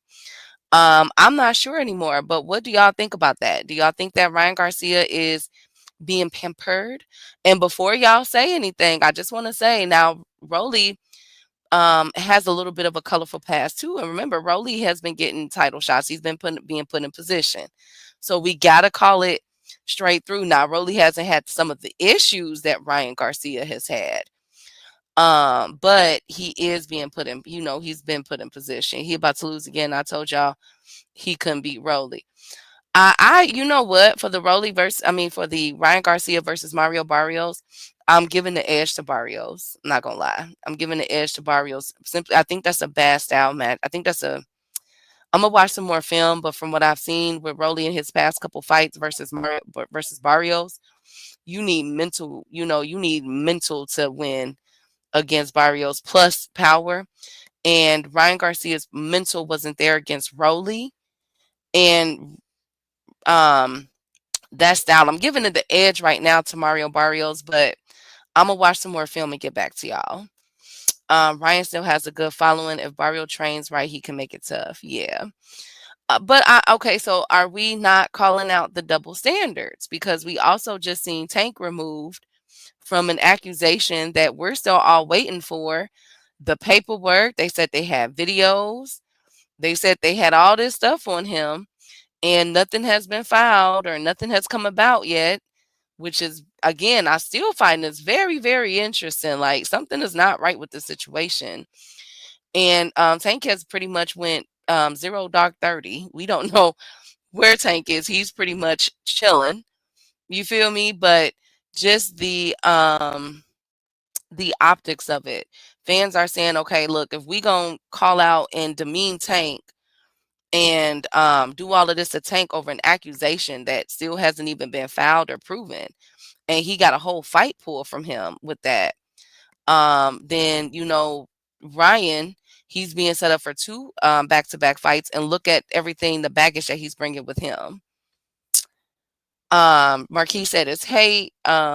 Zulu said Tank didn't want them banking on him anyways. Yeah, I get that, but I don't know. So I'm just putting it out there of what the of what the rhetoric is surrounding the Mario Barrios and Ryan Garcia fight, a lot of people is scratching their head and saying, wait a minute, are we going to keep that same energy?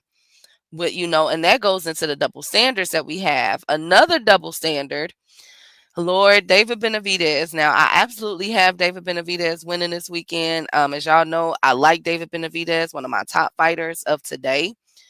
But we got to talk about it. David Benavidez came out and said that he will weigh 190 in his fight against Anthony Yard.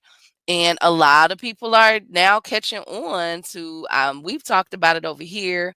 A lot of y'all have tuned in, gave us y'all feedback on it about this weight situation. Now, we know that David does hydrate. He's always hydrated up. We could tell. But a lot of fans are saying, okay, David, you coming in as a heavyweight. Like, bro, you know what I'm saying? Like, what we doing here? What we doing here? Like, what's going on? Why won't you just move up to that weight class and fight at heavyweight? And as we know on that card, there are a few fighters that, yes, JA, I'm finna get to that. We have a few fighters on that card that have been accused of, or not even accused, but their weight has been in question. We know is David Benavidez, Devin Haney, Abdullah Mason, and Bam Rodriguez. That ain't nothing but 15 pounds. Yes, Lee, I get that. But at the same time, this is the same fighter who has done that consistently in his past several fights. That rehydrates big. We're not gonna act like David Benavidez don't rehydrate. Nah, we not like That's what David trying to fight at cruiserweight. That's why he wants to go up there and fight Zordo. Mason Young, we know he growing. Yes, I can say that. But I'm talking about the double standards, because the reason why I'm bringing this up, over the weekend, there was a lot of issues made about Chris Eubank losing to Conor Benn. And a lot of issues are being made about the rehydration. Should we do away with this? Should it be remain? And of course, in this whole conversation, the Tank versus Ryan Garcia situation came up, in which a few content creators were saying, you know what, we can't give Tank that win because look at Conor Benn. I mean, look at Chris Eubank. He was out of it, and Ryan Garcia was the same way. So if we can't give Conor Benn props for beating Chris Eubank, then we shouldn't give Tank either, because they beat drained fighters. Okay, but see, this is the point that they don't realize though. Chris Eubank has been fighting at 168 forever. Ryan Garcia fight before Tank was at 135. So it's not like he went up there and then came back down. Plus, if people don't remember, Ryan Garcia was eating a pizza before the fucking day of the fight. Like, and first off, Chris Eubanks was also fighting Conor Benn on some scrambled eggs. You feel what I'm saying? But this is what the thing is. Ryan wouldn't have had a rehydration clause. Now check this out. Ryan wouldn't have had a rehydration clause if he would have made weight. He didn't want to make weight. So they had to adjust it so Ryan could come in overweight. But if they want to say that, did not Bill Haney and Devin, wasn't they going to put a rehydration clause on Ryan as well? But then they seen that the rehydration clause was going to be unilateral. And they knew that Devin was going to rehydrate bigger. That's why they did away with that. Do they not remember that? Do we not remember that, Dr. Key? Yeah. And that's like saying, like they try to make it seem like, okay, it's this and that. But you fight at the weight class you fight at. Ryan Garcia was a 135-pound fighter. They didn't bring Ryan Garcia down from 140. Chris Eubanks is a 168-pound fighter. They brought the man down to 160. The man ain't made 160 in a minute, and he's getting older. As fighters get older, it's harder to make weight. That's why they move up, not move down. Ryan Garcia was still in his early fucking 20s. He can still make that weight. And he didn't have no problem making the weight. If you looked at it, Ryan Garcia was eating fucking pizza. How the fuck is somebody trying to make weight and struggling to make weight eating pizza, Keith? It don't make no sense, do it? Mm-mm. That's calories, that's saturated fats, that's grease, that's carbs, that's dairy. That's the worst shit that you want when you try to make weight. And he was eating pizza and loved it. And motherfuckers talk about a rehydration clause. Check this out, right? Now, Devin Haney's next day weight when he fought Regis Prograis was 165 pounds. He jumped up 25 pounds. By the time Devin got in the ring, he was still huge.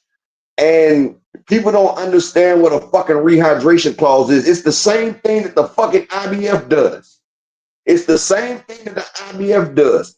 How many times have we seen Jerome Boots Ennis get ready for weight at the IBF and then still blow up? Next day weigh-in is in the morning time. You still have time to rehydrate. Exactly, Phoenix. This is what people don't understand. The weight clause is to stop you from being a huge weight bully, but you still get to rehydrate for 18 fucking hours. You get to rehydrate for 18 hours. Only thing that rehydration, that next day weigh-in and that rehydration clause is stopping you from having 48 hours to blow up. Now, if you can't get your shit back right in motherfucking 12 to 18 hours, then you shouldn't be fighting at that weight class. That's all that shit is.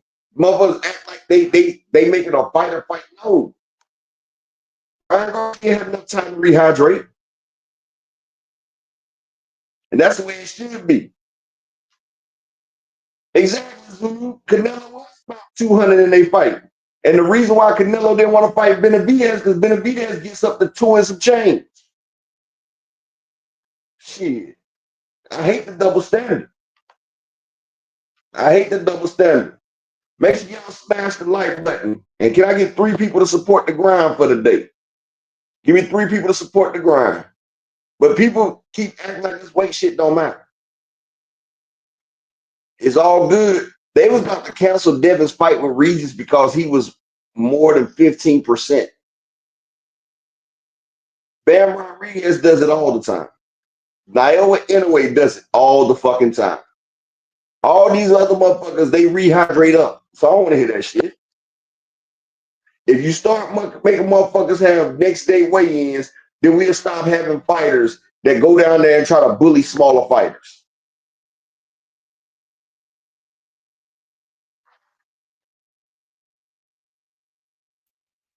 Yeah. So Paid motherfucking KQ, KC in the motherfucking building. Chi-Town's famous.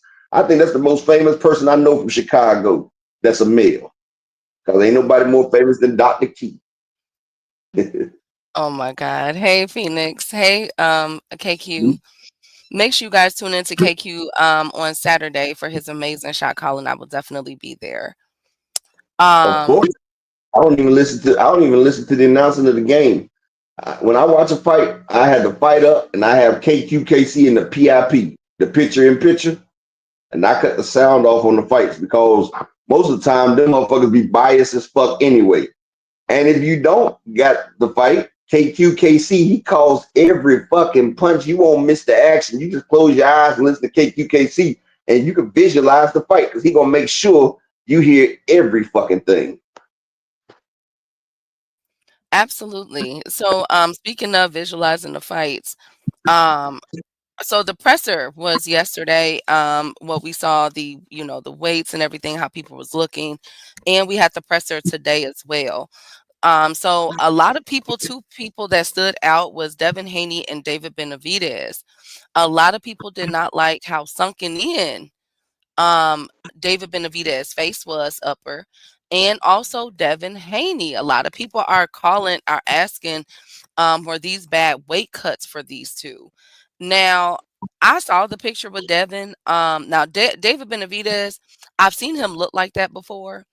But it was at 168. It wasn't at this weight. But Devin, He's getting older, best friend. He's he getting looks older. better than he did when he was at 135. I will say that, Upper. He looks wait, remember that weigh-in with Loma? That was He looks horrible. better. He looks better than he looked against Regis.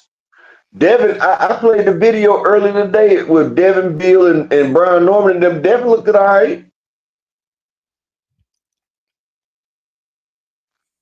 Correct. Yeah, I think he a lot of people are just like, okay, wait a minute. Is it 154 that you need to be at? And they're asking should David Benavidez move up as well? The way that they look. But honestly, all the guys there, they looked like they were ready. Do you think that Bill Haney is scared? Because a lot of people are saying that yesterday there was a video going around of Bill Haney voice crackling when he was talking, and they're back and forth, his back and forth with Norman Sr. A lot of people just are feeling like Bill didn't look like Bill. He didn't have his one zingers, you know what I'm saying, his one liners. Is Bill Haney a little nervous? And are you surprised at how cool, calm, and collective Brian Norman Jr. is? Because Brian Norman Jr. know he about to fucking eat. I feel like both Brian Norman and his dad know what's about to go down. And I think Devin and Bill both know what's about to fucking go down. Shout out to Golden in the chat. Salute to you, brother. But I just feel like they like seeing business in the building. Salute. I just feel like they know what's about to go down. I feel like they just trying to get one more payday. But I feel like Devin and Bill about to get beat the fuck up. And Bill, he telling Brian Oh my Norman, God. Really, Upper? what? You think so? You know that the betting line is now -110, and -110 is officially even. Well, I need to redo my bet then because I got it when Brian Norman was -130. Yes, and they changed it. Today it came out that the betting odds are officially even. Deadlocked, 50-50 fight. But that's because everybody hyping that shit. Key, Brian is about to beat Devin the fuck up. I'm telling you, Oh. he's about to beat that boy the fuck up. I'm telling you because check this out, Key. The man got Adrian Broner syndrome. I'm telling you. Devin is not gonna let his hands go. Devin is back. And if Devin fucks up, he can't sit there and fight the man. Because if he do, he's not gonna win a slug out with power. He's not gonna win a power slug out. And one thing that we know about Devin, and I'm about to break this shit down. Like I said, smash the like button, support the grind, people. Support it. It's Thursday. Can we get 3 people to support the grind? But I'm going to explain something to you, Keith, that a lot of people don't realize. People don't realize that Devin Haney is used to fighting older fighters. This is the first time he's fighting somebody younger than him. That's for one. He's also used to fighting fighters without power. He's used to fighting people without power. And he's also used to fighting people where he can use his size and his weight to bully them. The only person he wasn't able to bully with his size was Ryan Garcia. Ryan Garcia was the only fighter that was Devin's size. Regis Prograis was 20 pounds smaller than Devin. Loma was small, and Loma still overcame it. Devin is about to be in there with a true 50-50 matchup where he has to use his skills about it. And one thing about it, I really wouldn't say Devin is that skilled because if I go back and look at his fights, he had the reach advantage over everybody with that damn elbow jab, and that jab is slow. He has a slow jab that he motherfucking telegraphs. And I looked at his footwork. His footwork ain't the best. Everybody say Devin got great footwork. His footwork didn't look good in the damn Ryan Garcia fight. His footwork didn't look good in the Lomachenko fight. They was on his ass and he was stumbling over his fucking feet. Devin Haney's footwork is not as great as people think. He was a come forward his whole career. There's only been 2 fights where Devin had to go backwards. His whole career, Devin is a fucking fighter that comes forward and he uses his jab, he uses his side. Devin gets hit. If you go look, he gets hit more than Shakur and Tank Davis. But he was so big, the punches didn't really affect him. But when Norris hit his ass, you see he got the fuck on his back pedal. Devin Haney's feet is not that great. Devin gets caught a lot. If you go look at his fight, he gets caught a lot. That's why he was on his motherfucking fight versus Jose Ramirez. Gamboa caught Devin a lot. George Kambosos caught Devin a lot, but he ain't got no fucking power. Lomachenko caught Devin a lot. The only motherfuckers, exactly, Zulu, his shit is predictable. It's like punch, punch. His exactly no evidence. His defense is weak. And people keep talking about, oh, Devin this, Devin that. I guess y'all also say Devin's the fucking boogeyman as well. The man's footwork is not that great. I think he's just one step above Brian Norman, but I think Brian Norman's power is going to equalize that. I don't think Devin can sit there and box with Brian Norman. The only way Devin survives this fight is if he goes and runs. If he doesn't run, Devin's getting stopped bad. He's getting stopped very bad. Well, B-Dog, they say he's one of the most lead hit fighters, but Tank Davis get hit less than Devin, and Shakur Stevenson get hit less than Devin. And according to The Ring, I'm not listening to shit The Ring magazine say. The Ring magazine is the most biased apparatus that's talking about boxing. I'm not hearing that shit. Yeah, they also said Andy Wilder. Yeah. We know Wilder gets hit. And we know AJ. Okay. Well, okay, so well, during this interview, Devin Haney stated that after the Ryan Garcia fight, he lost confidence, but his confidence is back. Yeah, all right. So he get His hit. confidence is back. And during the presser today, Devin was standing in front of Brian Norman Jr. dancing, like, I mean, not dancing, but jumping up and down, ready, side by side. And Brian just stood there staring. Like, I'm very surprised at Brian's demeanor in this fight. And I want to say, Upper, I haven't really seen Brian train videos like that. I've only seen him doing jump ropes. Am I wrong? Key, guess what? I think Devin is going to pull it off, y'all. I think Devin, because he has a $36 million deal with Turkey.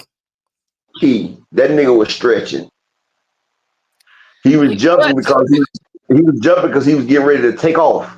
He just letting you know, like, yeah, you see how fast I am? Nigga, you ain't gonna catch me. You gonna waste your stamina chasing me. Devin's about to run across the whole damn thing, Key. That nigga's about to be a track star. Hey, B-Dog. Okay, so you think that he's gonna run up? Show me your betting ticket with Devin Haney on it when you on Saturday. Hey, Desmond.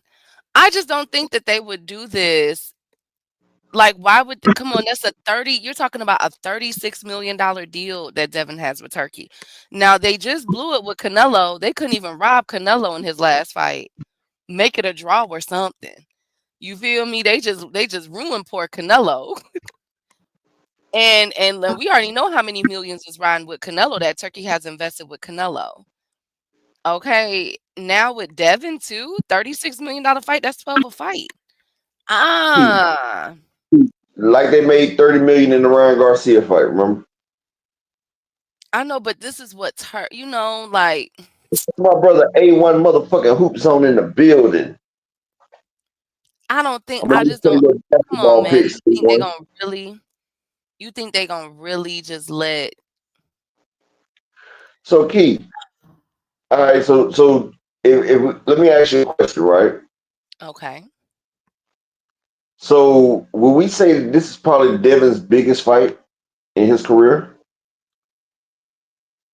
Yes, I would say that this is the biggest fight. So we would say this is Devin Haney's biggest fight in his career, right?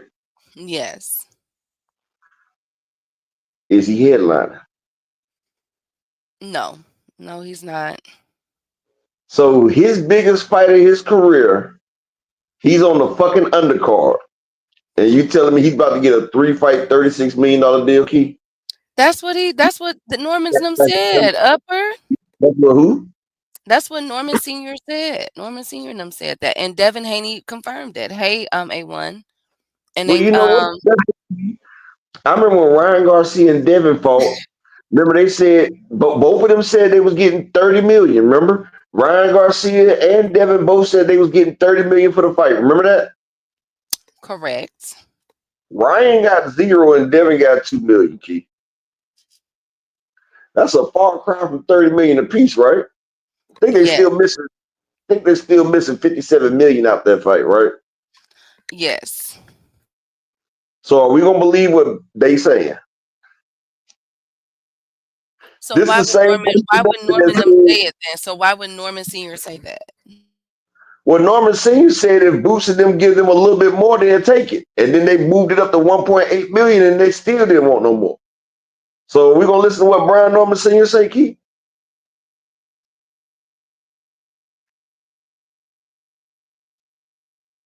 Well, obviously they have something, Ryan with, because Turkey is that's one, Devin is one of Turkey boys. So, and Brian Norman is PPC. I mean, it's a top rank. Keith, they not going. Okay, Keith. Well, who could they put Devin with to make him sell? Like they have to recoup. Listen, Devin and Brian Norman is not about to do. They're not even doing the numbers. David Benavidez and Yard is going to get credit for the numbers. So I know they're not both getting 12 million for this fight because David and Yard ain't even getting 12 million. I don't think so. I don't think so. It sounds like I'm getting a code, A1. I don't have a code. Hey, A1. And then who is Devin going to fight next to generate $12 million?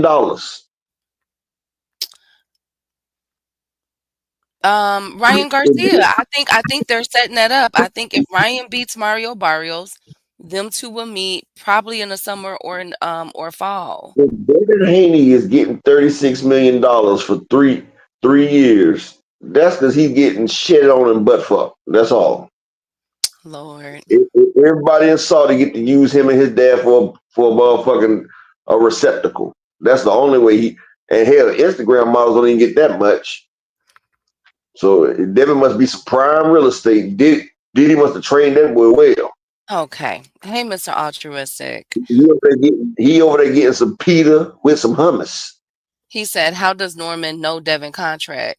They probably did the numbers, however much they getting paid, Believe me or not, people is talking more about Haney versus Norman on this side. Yeah, absolutely. Deezy, we've been saying that they have been the only two fighters on this card that's been selling this card. You know why? Because the other fights aren't as close. David Benavidez is fighting against Anthony Yarn, who done been stopped and whooped on. Abdullah Mason fighting Sam Noakes, who he's about to punish. Motherfucker Bam Rodriguez is not fighting no competition. Of course, the closest fight on the card is this. But and we have the return of Vito Melnicki. Woo! All right, white chocolate.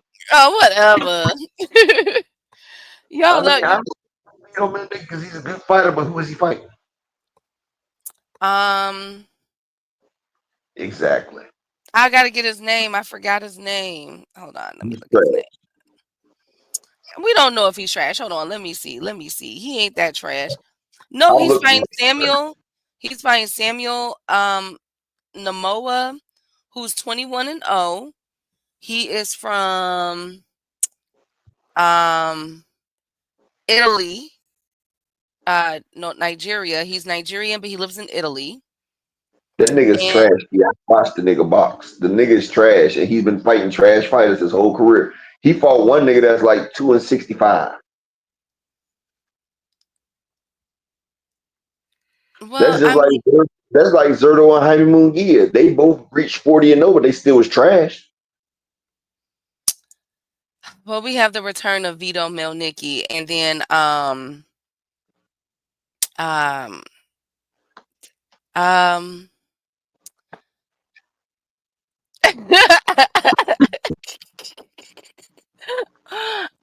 wait a minute. I like Vito Melnicki. It's not like you've been how, JA. How? I mean, we can give them props, y'all. We gotta give them props. They're saying that this is the battle, this is the card of the champions because everybody, the majority of these people are all champions on this card. Vito Melnicki ain't champion. Well, he was just added, Upper. He was just added. I can't believe y'all hating on Vito like that. I'm not hating on him. I'm just saying, out of everybody that's in the mix at 154, why he ain't in the mix?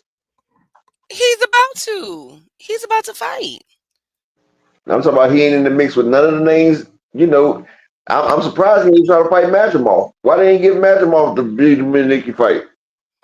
I don't know. Maybe Madrimov wasn't available, Upper. Or maybe Bill and Nikki's skills is not ready for Madrimov yet. Oh my God. Here we go. Here we go. Cheeto, Oh, Cheeto. guess who's making his return too?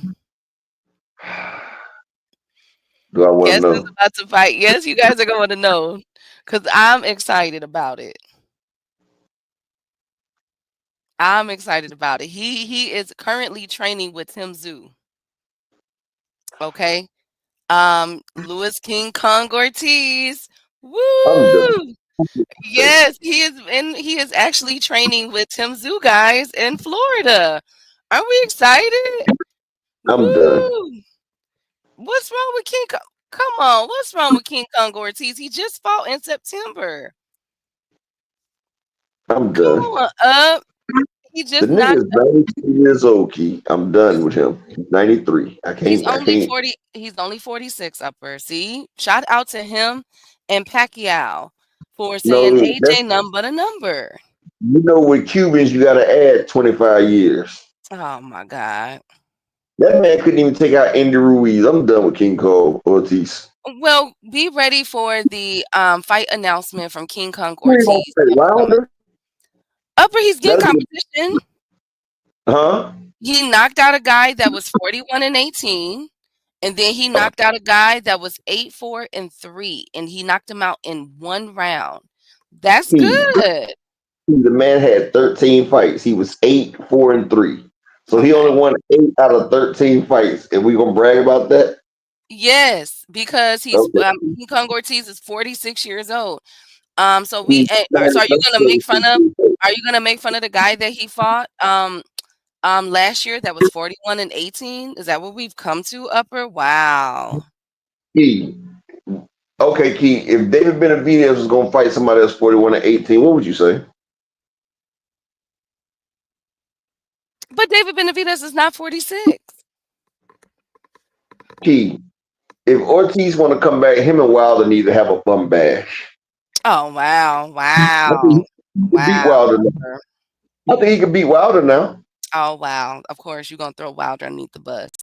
Of course you are. Of course you are, Upper. You don't think he can beat Wilder right now? No, Wilder will beat him. With what? The right hook from God. Man, that right hook ain't from God no more. That shit come from a hooker. Oh wow. Brother Will T, man, long time, my brother. That right hand ain't from God no more. That right hand got an STD. Wow, Upper. Wow. Thank you. Thank you so much. See, that right hand ain't talking no more. You guys are haters. You guys are haters. Y'all just some haters. Speaking of haters, can I get 3 people to support this hating ass nigga on in the Cash App? Can I get 3 people to support the grind? Well, with these Battle of the O's, Upper, with David, okay, we know with David, Brian, Abdullah, Bam, Devin, Puma Martinez, who's the most likely to get upset? All things. Will, Zulu, A1, no evidence. Who's likely? If I had to pick an upset on the card, it'd probably be Vito Milnicki. You are such a you are such a hater. Wow. Okay. Tactical. Sam does not stand a chance against Abdullah Mason. Motherfucking David Benavidez is about to beat the Chanel out of yard. Wow. Shout out to my man Zulu line in the Cash App with the 5-piece Mac motherfucking nuggets in the building. Thank you for supporting the grind, my man Zulu in the building. Salute. I just need 2 more people to support the grind for your man. Can I get 2 more people to support the grind? Bam's opponent is weak as fuck too. So Bam's not getting motherfucking Quatra's couldn't upset Bam, so this dude ain't about to upset Bam. So, and since you said you would say Mason, no evidence, Mason's about to stop that man in 4 rounds. Abdullah Mason's about to stop Sam Noakes in 4 fucking rounds. Watch what I tell you. Abdullah Mason, this is the first time Abdullah Mason has had more than a month to train for an opponent. Abdullah's been training for this nigga for 6 months. Abdullah is about to put on a show, and he about to put everybody on fucking notice. And if I had to pick an upset, since Keith said the line is 50-50, I'm taking Brian Norman for the upset. Have we ever seen that before? You know I'm not a better like that, but J.A. Zulu opulent, y'all. Have we ever seen where up into the fight the day before we have a clear favorite and then the day of it's a 50-50 like dead even? I can't say that I have since Yeah, covering this. Which one was like that? I mean, it's whenever you put the Terrence Crawford and Canelo Alvarez did it. It's when the motherfucking it the favorites get put on as motherfuckers start putting more money on it. So if the influx of money goes on there, then it's gonna do that. That's what happens. Man, shout out to my man Oh, go ahead. Will in the motherfucking Cash App with the 5-piece McNugget. Shout out to my brother Will in the Cash App with the 5-piece nugget. Now we just need one person. I just need one person to support the grind. Can I get one? Can Well, I get so here's what this is what my confusion upper. So people waited until they saw Devin's physique to I say guess this is gonna be a 50. Because come on, like think about it, upper. Like really truly think about this. that's what a lot of gamblers do. Like they wait to the weigh-in.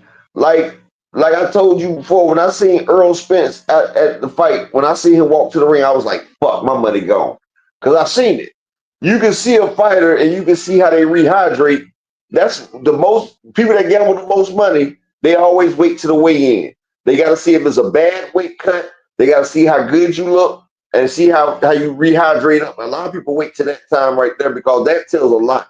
Because you could be a great fighter, and if you had a bad weight cut, it's gonna be bad for you. It's gonna be bad for you. But Like mhm. a lot of people was like, well, Devin Haney, he destroyed Cambosos twice. And, Cambosos beat Teofimo Lopez.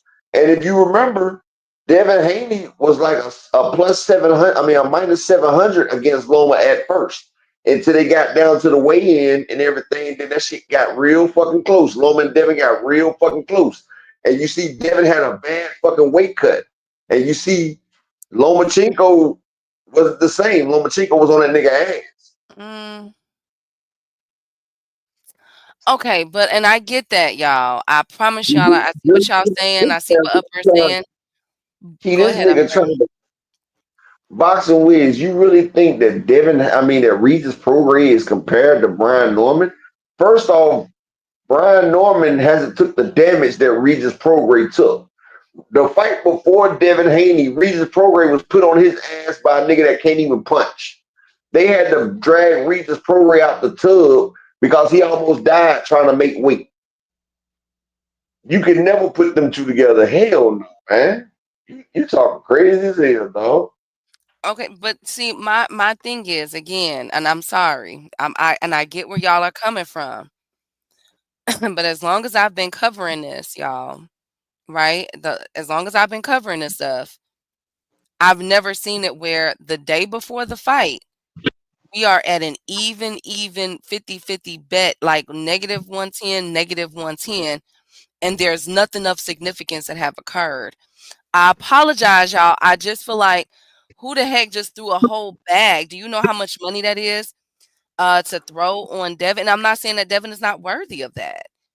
But It's a to lot of make it people to where too it's they 50-50, I have not seen this before. I've never seen this before. It's because they watched the weigh-in, best friend. Like you can look at the weigh-in and see it. I don't know. I don't Hey, know, no, y'all. Regis Prograis was never the same after that Josh Taylor fight. Regis was never the same. But Key, when people see, if you see a clear advantage, like if I see a motherfucker at a weight drain, I'm gonna bet against him. 9 times out But of 10, I'm gonna even bet against him. then though, but we had already been seeing these pictures of Devin though. He looked like the pictures that we've been seeing. So why didn't the betting odds go even last week or something? Why 48 hours before the fight. It just don't seem right to Because me, man. the last 48 hours is when you got to do that big weight cut, Key. I told you when we Mm. used to have to cut weight, I would lose the most weight in 2 days. Like, Best friend, box, everybody has been riding with Brian Norman Jr. for the past several months. Up until yesterday, everybody was still saying Brian Norman Jr. is going to beat Devin. And now all of a sudden, somebody threw hundreds of thousands of dollars but to guess make what, it Key? 50-50, best friend. I'm not buying it. Guess what, Key? Yes. Watch tomorrow after the weigh-in and then watch Brian Norman go back up. Okay. Because Okay. Devin ain't even at his weight yet.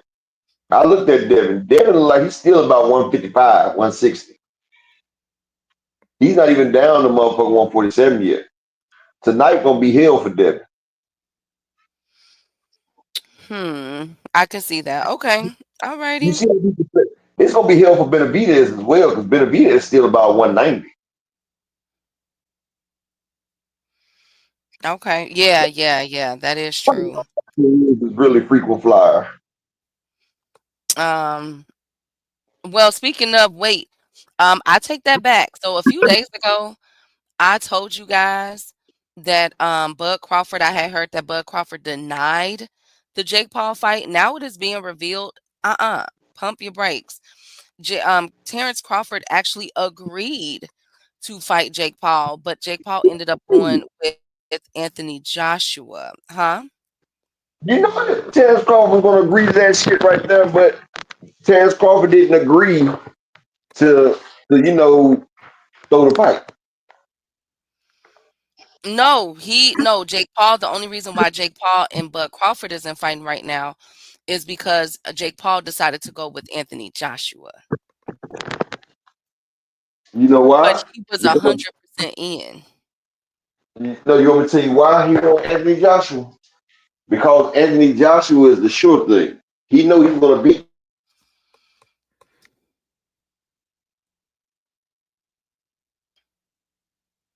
Upper, you went out. Is that me or is it? Hey, Fresh Baker.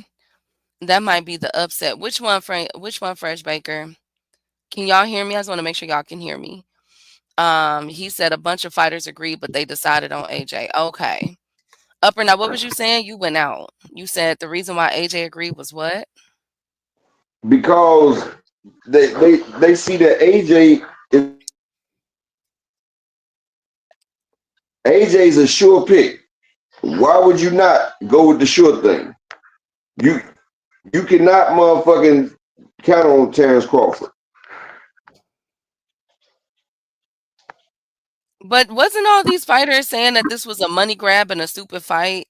But secretly behind the scenes, all of them were saying yes to Jake Paul. Nobody is pointing that out. I've Nobody been is said pointing that that. out. Wow. I've been said that. These motherfuckers is hypocrites. Everybody want that Jake Paul money.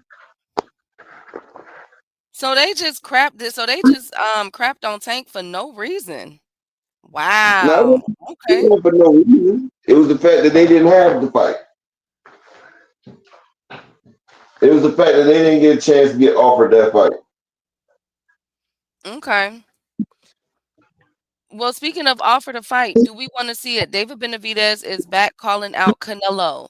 He says that he can go out there and lose 10 times. A fight with me and Canelo is still a fight that the fans would definitely love to watch. I think he messed up. Now the ball is in my hands. He doesn't have no belts. Ooh. David Benavidez just need to stop trying. He's Oh, looking come desperate. on. You had once. It's not like David Benavidez can make it to one. David Benavidez cannot make 168, and Canelo's not going up. He needs to just stop. So y'all wouldn't want to see it? Y'all don't want to see it?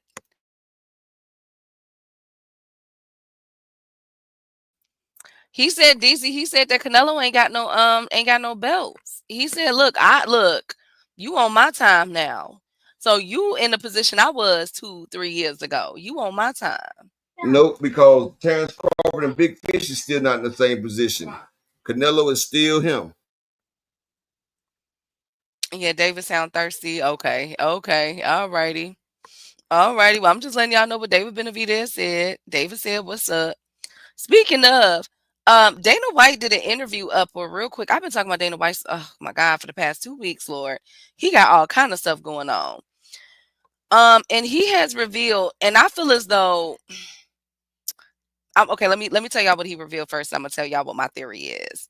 He has revealed that Francis Ngannou put hands on him in a meeting. He said he was in my office arguing with me. He grabbed me by my shirt and pushed me. I said, dude, get your effing hands off of me. And he just kept like bullying Dana White. Now, all of a sudden, y'all, Dana White says does this interview. All of a sudden, there are now more reports coming out that Francis Ngannou um is a violent person to the management of the was a violent person towards the management in the UFC. They're also saying that that it was 50,000. I guess Dana White didn't give him the 50,000 They weren't fight. paying that man right though. Like Huh? Ngannou always said that they was never paying him right. So I would be violent too when it comes to my scripples. Right, but don't you think it's interesting now that Dana White has put that out there?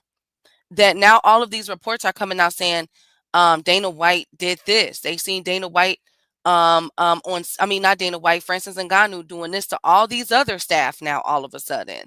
That he's just a violent person. Where the heck was all of this when he was being Well, lined up for Fury? What is well, going on? you want me to tell you what a violent person is? A violent person is a man that can slap his wife in public, slap the taste out her motherfucking mouth, and she didn't hit you first. Now that's violent. Didn't Dana slap the taste out his wife mouth, Key? Yes, yes. But that's not violent. I mean, and I get what you're saying, Upper, but y'all don't find it a coincidence that Ngannou was just being mentioned as exhibition fights for several fighters next year, and now all of a sudden Dana White put out this piece on him, and now there are other people coming out saying Ngannou is violent. He abuses management. You know something? I'm gonna tell you who violent, Key, and you motherfuckers can hate what I'm about to say or not. But Okay. if you can so casually slap your wife in public like that, Yeah, Upper, you are really bent on that. no. If he could so casually slap his wife in public, I bet he kicking her ass at home. Like you just don't start first time putting your hand on your significant other in public. No, At the you club not. at that. They were at the club. So Key, you can't tell me he ain't whooping her ass behind the scenes. Well, maybe they got help, Upper. Maybe it's not occurring now. Maybe they went to therapy. When? Before or after the slap?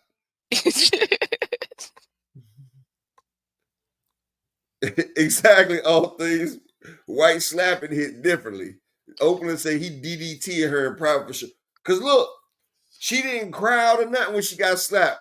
If you look at her when she got slapped, that was the face of a motherfucker that's used to getting slapped by her husband.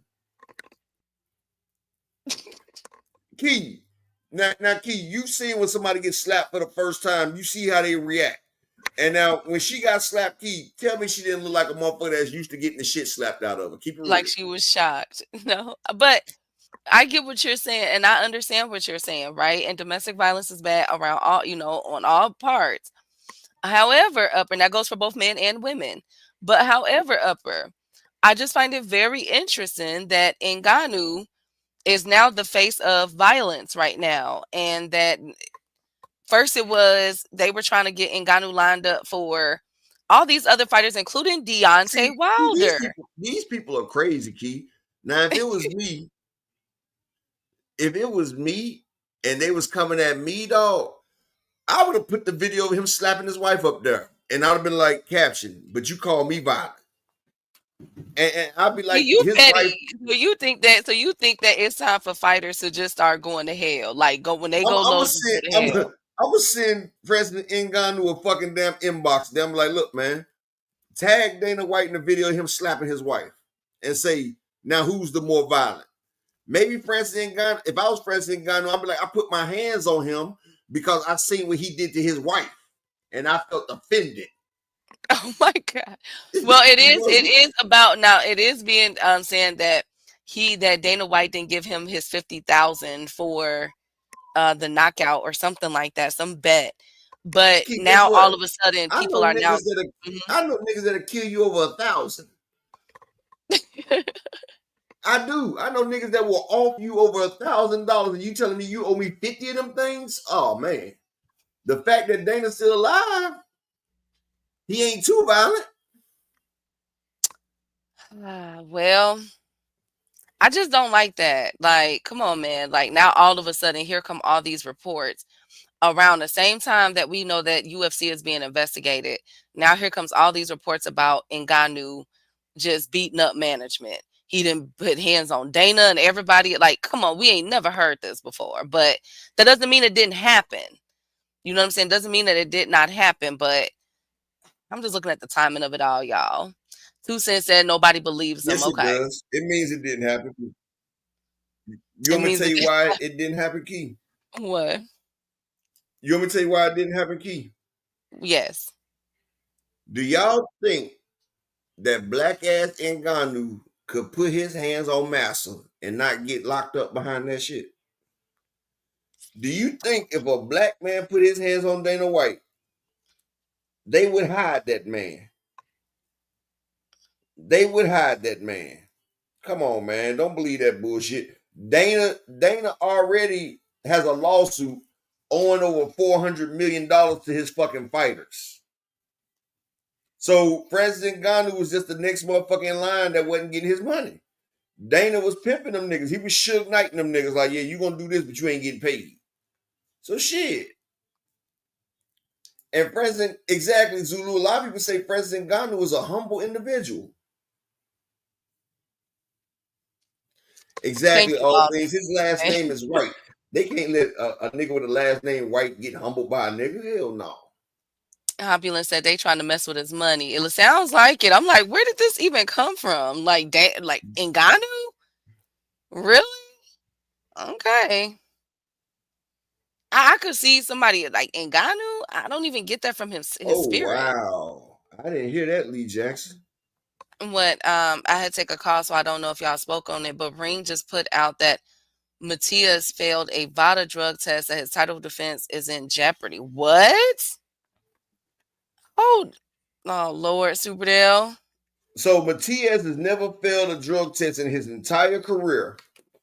So now he's fighting against Turkey a la Sheik's fighter Dalton Smith, and now he fails a drug test? No, I don't And see any reports on it.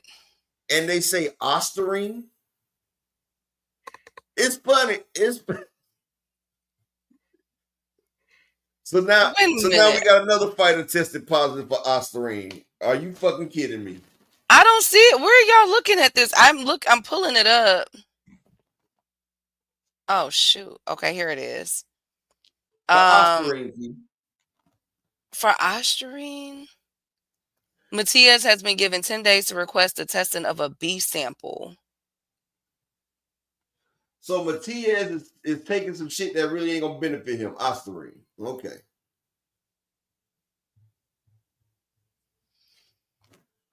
I guess Matias did the slap to your female, boy. That's what happened. Freaking A. What? He need that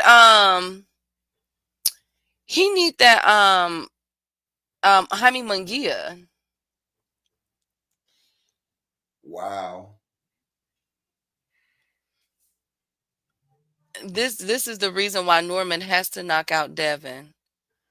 They keep trying to push Osterine, one of the loudest drugs out there in its class. And like we just seen the whole incident with Ryan Garcia.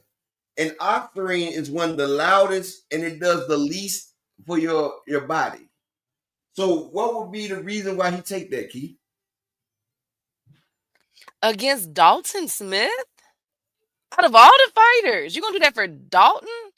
They said Dalton about to be the champion, Keith. They about to take Matias' belt and give it to Dalton Smith. They better not. Was that the play? Wow. Against Dalton? He was gonna do Dalton dirty. Dalton didn't even want to get in the ring with him. Exactly. Matias, if he would have did to anybody, it would have been against what's the nigga name that beat Antoine Russell?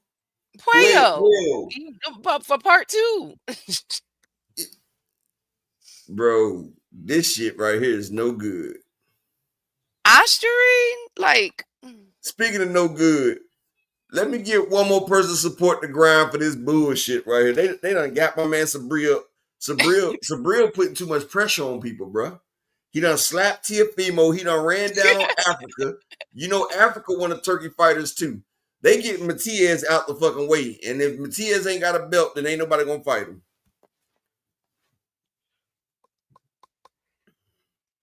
Oshtering? Really? We're back And to the this funny thing about again? it, the only reason Ryan Garcia tested positive for Oshtering because Scooter, the coach that came from Zab Judah, who was also affiliated with motherfucking Snap. Now Matias, come on, bro. Shout out to my brother Yoda Wise crushing the building. Bro, this shit right. Hey man, these niggas right here some bullshit, boy, I tell you. So would they replace Matias with Puello? Because Puello had activated his rematch. Puello beat the shit out of Dalton Smith. The fuck? This is a big bowl of bullshit. Exactly. That was Victor's going away present right there, Miss Joette. Oh Lord, the Lord. I bet he laughing in his grave. How about I got that Puerto Rican motherfucker? But I need to talk. Where's Matias, and why isn't this more headline news? Because the way I had to dig to even find this. You know how they put other shit out there and then they move in the background, Key. They try to move in the background with this bullshit. So he's about to be stripped for the title, and Dalton Smith and Puello is about to fight for it. It sounded like, wow. Who said Puello was gonna fight for it? Puello has activated his rematch, so they could be positioning him for that fight. It can't be nobody else. Everybody else got fights lined up. Puello activated his rematch with Matias. Exactly. So now that Matias has popped dirty, until his what they can do is instead of doing Matias, it could just be Dalton Smith versus Alberto Puello. Then I wonder if Pitbull Cruz will be elevated to WBC. Because Pitbull Cruz is the WBC interim.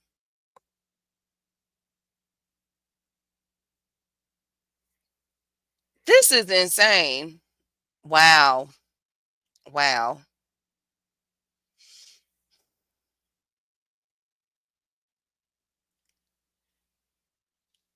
Mm, mm, mm, mm.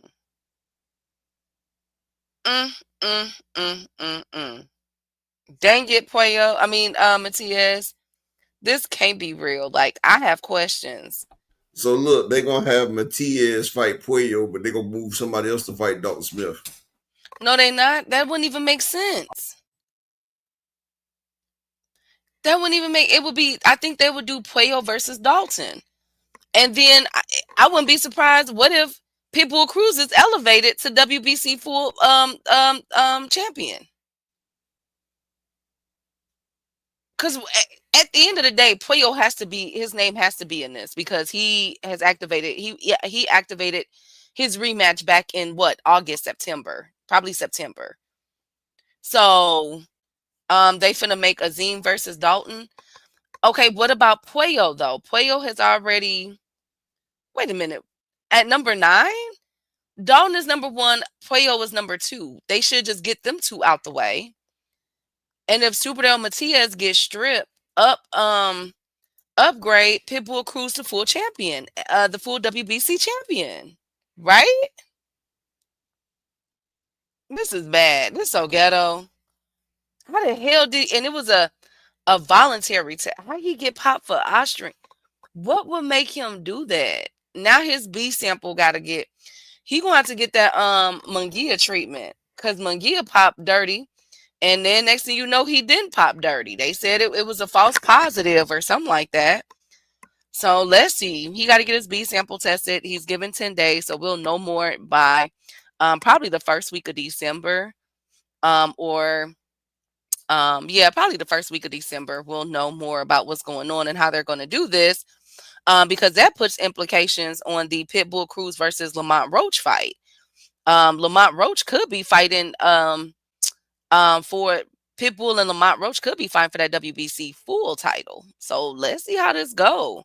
This is ghetto. Turkey moving on the board. Yes, and they fixed Azim fight. Azim is team Turkey Alachi, I think. Yeah. Yeah, he just called out. Adam Azim just called out who did he call out, Lord? Did he call out Shakur? Or was it Connor Bent? Like, he just called out somebody. He just did an interview and called out. I gotta think of their names, the person that he called out.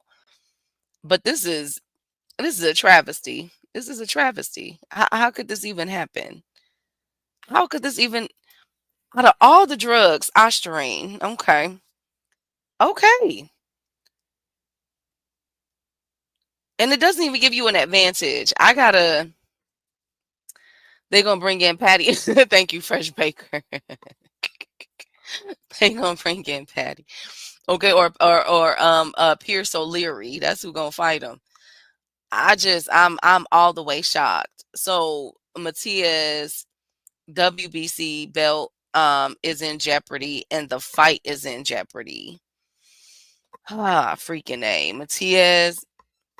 And why is this being buried? Why did I have to go through what I had to go through to even find that out? Everybody should be talking about it. Everybody should be talking about it.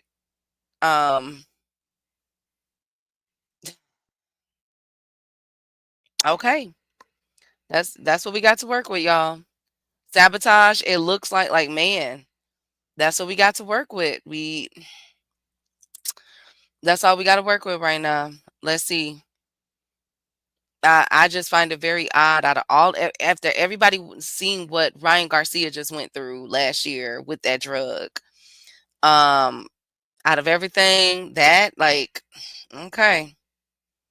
Okay, well, we got 10 days to test his urine sample. And I'll let y'all know. Of course, we'll all be tuned into that, because I'm sure we're all gonna find out about that. Shout out to, I'm not sure who told us that again. Was it Fresh Baker? Somebody said it, put that info out there.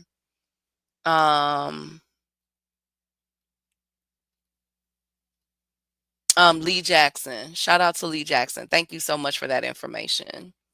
Exactly, 2 cents. That should be very viral. And it's not. Again, we just talked about it, though. If y'all just now tuning in, we just talked about the double standards of boxing. Some things that these fighters are able to get away with. And if it was other fighters, it would be broadcasted from everything. I don't know.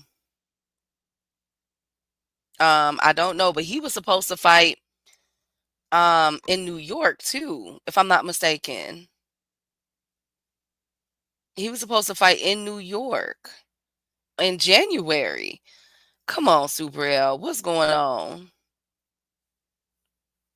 I wonder, is there a way that if you pop dirty for a fight, that you can, like, have it quiet or something, like, because that Munguia situation taught me something. Everybody was calling Munguia dirty until, you feel me, Victor Conte and them did what they did. And obviously, now they're saying it's a false positive. So I wonder, do they need to start waiting until both samples are in before they say something like that? I'm not sure. But you do want to keep the integrity of the sport, and you want to protect the other fighter to let them know what's going on. So I'm not sure. They chipping away at real threats, Tank, Matias, etc. Somebody had brought this to my attention too, though, all things. Right now on this card tomorrow, outside of the Devin and Brian Norman Jr. fight, everybody else is fighting an American versus somebody from somewhere else. And so a lot of people are wondering, like, how many upsets could we potentially be getting on Saturday? um with this. You know what I'm saying? Like, what if it's in the cards? Like, what if somebody had said on social media, like, what if Turkey is trying to get the upsets to bring those fighters that's upsetting these guys to TKO or Riyadh season cards? I don't know. I'm like, that would be crazy. Like, what would happen if Yard was to really like knock out David Benavidez? In what world? You know what I'm saying? Or what if Sam Noakes beat Abdullah Mason? You know, what if Puma Martinez knock out Bam Rodriguez or beat Bam Rodriguez? You know what I'm saying? And these are all our staple names in boxing, in American boxing. You know what I'm saying? Like boxing fans know David, we know Bam. You know what I'm saying? We know Abdullah. Like, what if what if one of them was to get beat tomorrow and it's like, how did that even in what world? I don't know. Why they put that smut on excellency? What you talking about, frequent? Um or Haney KO, no, I swear to God, all things. Like, what, and you know what I'm saying? Like, and that's the only true 50-50 fight. Like, look at the betting odds for that card on Saturday. Hell, Pro Box betting odds for tomorrow isn't even like what we're about to see on Saturday. It's super lopsided. Except for that one fight. Hey, three heads. Y'all think Bam wins by KO? I'm about to watch them. I'm gonna have my final picks tomorrow. But he should. I wouldn't be surprised if it go to the cards because Puma Martinez is not no HOE. Definitely not. He stepping to Bam. You feel me? But will it be enough? I highly doubt it because Bam is so skilled, and I done seen him fight so many different styles, man. Like, hell, even if Bam get knocked down, he's still gonna get up and get. You know what I'm saying? Try to knock your head off. Norman gonna want a rematch, lopsided like a sad BBL. Thank you, Phoenix. But I'm just saying, like, out of all, man, now this Matias thing got me messed up. They ain't get Matias. Lord, please let them do the Munguia, you know, sprinkle him with that Munguia look. Because I don't think, like, out of all the fights, Dalton, you use for Dalton Smith? That don't even sound right. They preparing excuses already. Oh, you think I tell people I won't be surprised if Haney does get the knockout because he's been at a weight where he should have been at, and he may be stronger, and he's tired of hearing the doubters. Hey, tatted up.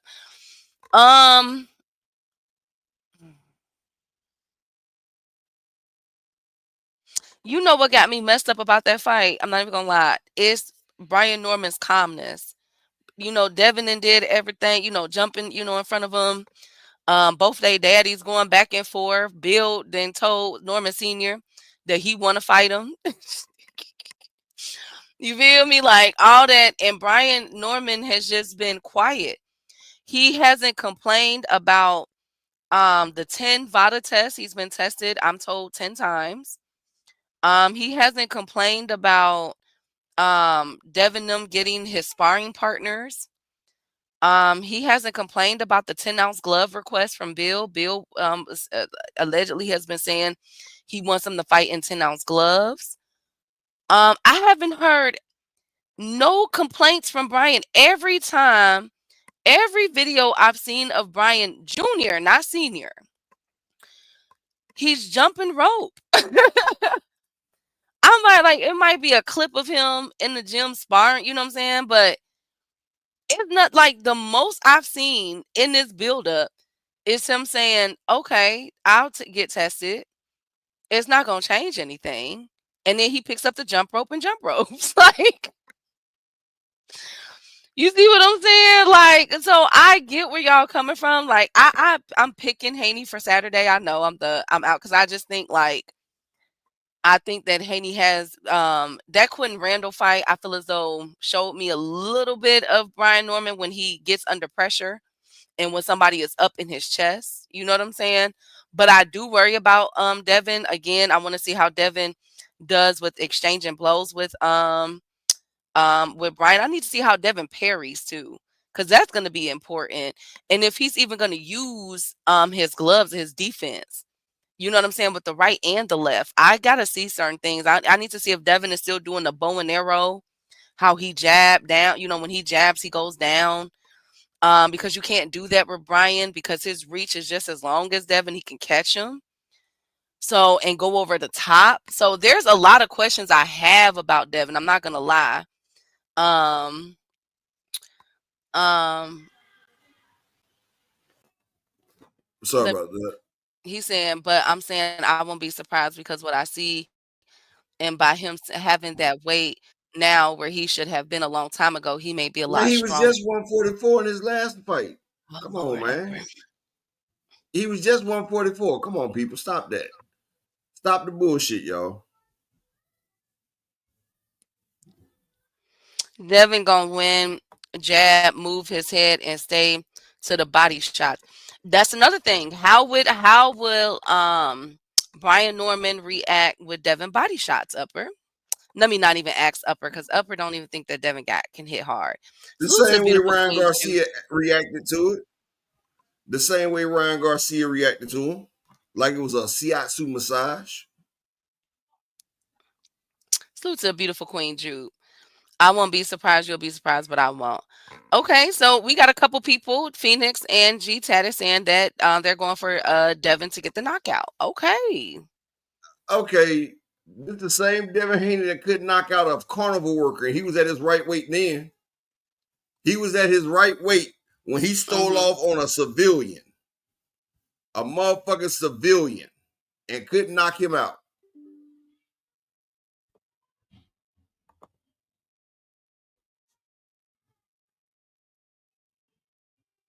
So Devin ain't knocking out a civilian, but now he gonna knock out Brian Norman. All right. Sounds good.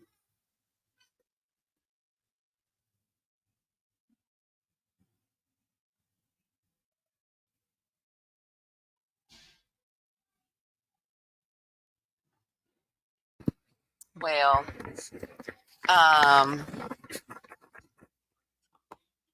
who got timed out? Frequent? Who timed out frequent? Who done timed out frequent? Devin looks bigger and been sunken in at the same time. Jupe, I said that, Queen. I said I seen Devin's. It looked like his cheekbones, and I said the same thing about David Benavidez earlier too. It was somebody who had brought that up in the chat as well. Well, y'all forget that Devin Haney rehydrated. That Devin Haney rehydrated to motherfucking 165 the day after weighing for Regis. Did somebody take away frequent flyers wrench? Or is that another page? Is that another page? Because it says flyer frequencies. That's not frequent, is it? No, that's frequent. Okay. Norman gonna rub down in bacon grease because, oh Lord, Zulu. Devin will be bigger on Fight Night for sure. So he shouldn't be. So he should be stronger. Oh, Frequent, you got that many? Dang, all things he got 10. Frequent, you got many pages. Man, That's crazy. Frequent got more than 10 pages. He be on them other fake profiles too. Come on now. This frequent flyer we talking about. Leave Frequent alone. So then that's gonna make it even harder for Brian to get the knockout against Devin, wouldn't it? I don't know, y'all. I'm gonna watch one more fight for both of them tonight, and I'm gonna have my final picks tomorrow, upper. But I'm edging towards Devin. I'm edging towards Devin. Upper Now, got they really ain't Brian. trying to see frequent today. They really ain't trying to see frequent today.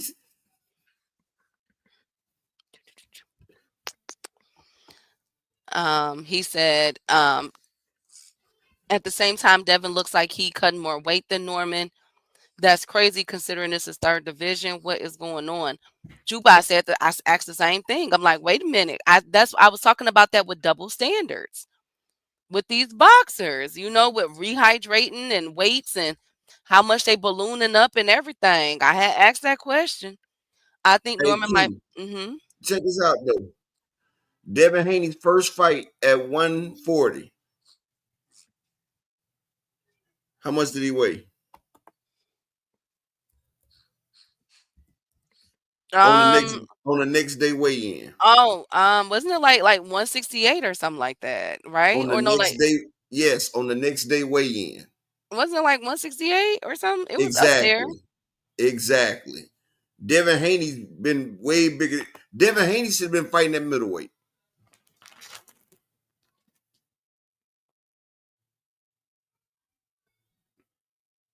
I'm telling y'all, after this fight, Devin Haney on his ass is gonna be my profile picture. I'm gonna synchronize it with the Ryan Garcia knockdowns and the Wait a Brian minute. Norman knockdowns. So what if Devin wins on Saturday? Huh? What if Devin wins on Saturday? Huh? Then I'll put on a pair of track shoes as my. I'm gonna put some track shoes up then. So That's the only way he's gonna win. He's not gonna be able to outbox this boy. He's not gonna outbox him. He's not. Tatted up said I think Norman might pull it off, and that's who I'm picking. I just won't be surprised if Devin wins unanimous, or if he gets the knockout. I'm about to go buy a 65-inch 8K just to watch Haney get knocked out. Lord, y'all so mean. How you moving up for a third time and still looking a bit drained? Boots didn't even look that sunken in at 147. It's something going on. Hey, Shelton. Um, could easily be at him and Ryan could easily be at 154. Absolutely. If Devin wins, it was fixed. Dang. I don't think that Devin should move up, Jude. I can't say that. That's a lot of work at 154, y'all. Like, come on, think of Devin against Boots or the Charlo or oh God, no. Oh God, no. He's right where he needs to be until 154 simmer down. It's too hot right now. It's too hot at 154.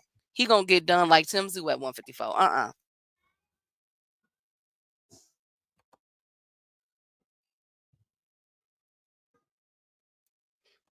Um, if fighters had to fight at their natural weight, so many fighters will be effed. Yeah.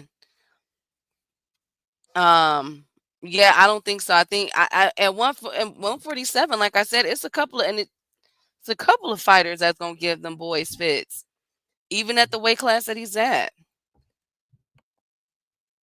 For long by the looks of it. Yeah. Yeah, I feel you. But we gonna find out. We gonna see. We gonna see. If you gotta wait for guys to leave to move up, then you're not that good. JA, that's what it's looking like. Everybody moving around right now. Keyshawn, Shakur about to go to 147 after TO for Everybody one ducking fight. Abdullah Mason. I told y'all. Abdullah Mason got these boys scared. You laughing? I'm dead ass. Abdullah Mason is a fucking problem, Key. He's a fucking problem.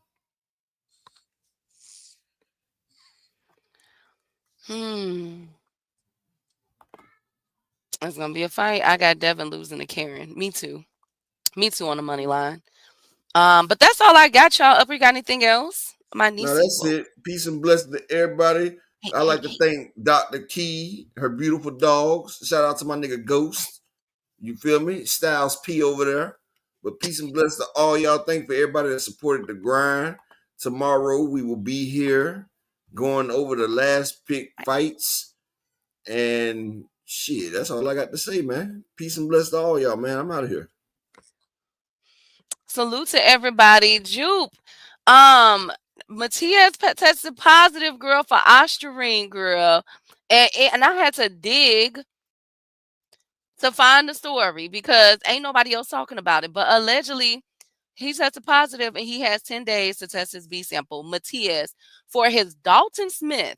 Out of all the fights in the world, Dalton Smith, I have questions. I have questions. But anyways, we're going to be back tomorrow. We have a Pro Box card on Friday, and we also have the main event card on Saturday that we're going to be tuned into. So I'm going to have all that ready. We're also going to be watching the last weigh-ins for tomorrow. Let's really see how these guys is looking. As y'all know, this is since I've been covering this sport in the past few years. This is the first time I've ever seen within 48 hours the money lines are officially even for Brian Norman Jr. and Devin Haney. If you guys can tell me a time in history when this has been done before, please let me know when Brian Norman Jr. has been the favorite since this fight was announced back in July. I'm not saying that that's wrong or right. What I am saying is that what? How did that even happen? I am not getting over. I'm not over that. Exactly. Yes, Jupe. I'm like, come on now. For Dalton? Out of all the people, he couldn't do that for Puello if it's true. Or it might be a Munguia situation where it might be a false positive. Let's see how this turned out, girl. I'm gonna have more details. I'm gonna dig and see what the H is going on. But thank you guys. Blessings to you all. I'm about to get ready with my niece, and I will see y'all as always.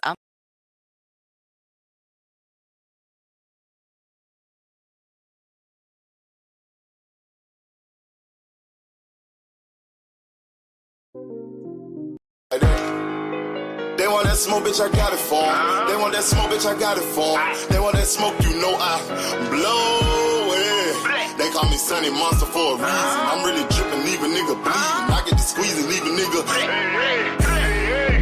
They want that smoke, bitch, I got it for 'em. They want that smoke, bitch, I got it for 'em. They want that smoke, you know I blow it. They call me Sunny Monster for a reason. I'm really dripping, leave a nigga bleeding. I get to squeeze and leave a nigga bleeding. Raw Molly got me all up in demon mode. Mouth moving like I done put clean in my nose. Trying to catch me up, I can leave with some hoes. He standing straight up, watch I make him lean with this pole. Would've thought he was close, how that heat made him fold. Thought it was a game, he won't think no more. His brain's gone, nigga. It be exciting when I get to striking. Guns sound like thunder, hit you like lightning. Fight for your life, we don't do no fighting. We really hit it, nigga. We worse than savage, they calling us Vikings. Police be riding, we still be sliding. Told you we hit us, remember the time. They want that smoke, bitch, I got it for 'em. They want that smoke, bitch, I got it for 'em. They want that smoke, you know I blow it. They call me Sunny Monster for a reason. I'm really dripping, leave a nigga bleeding. I get to squeeze and leave a nigga bleeding. They want that smoke, bitch, I got it for 'em. They want that smoke, bitch, I got it for 'em. They want that smoke, you know I blow it. They call me Sunny Monster for a reason. I'm really dripping, leave a nigga bleeding. I get to squeeze and leave a nigga bleeding. How about I leave them holding like the Bible? AR-15, that's a high-power rifle. A in the army and assassinate rivals. Break that shit down, nigga.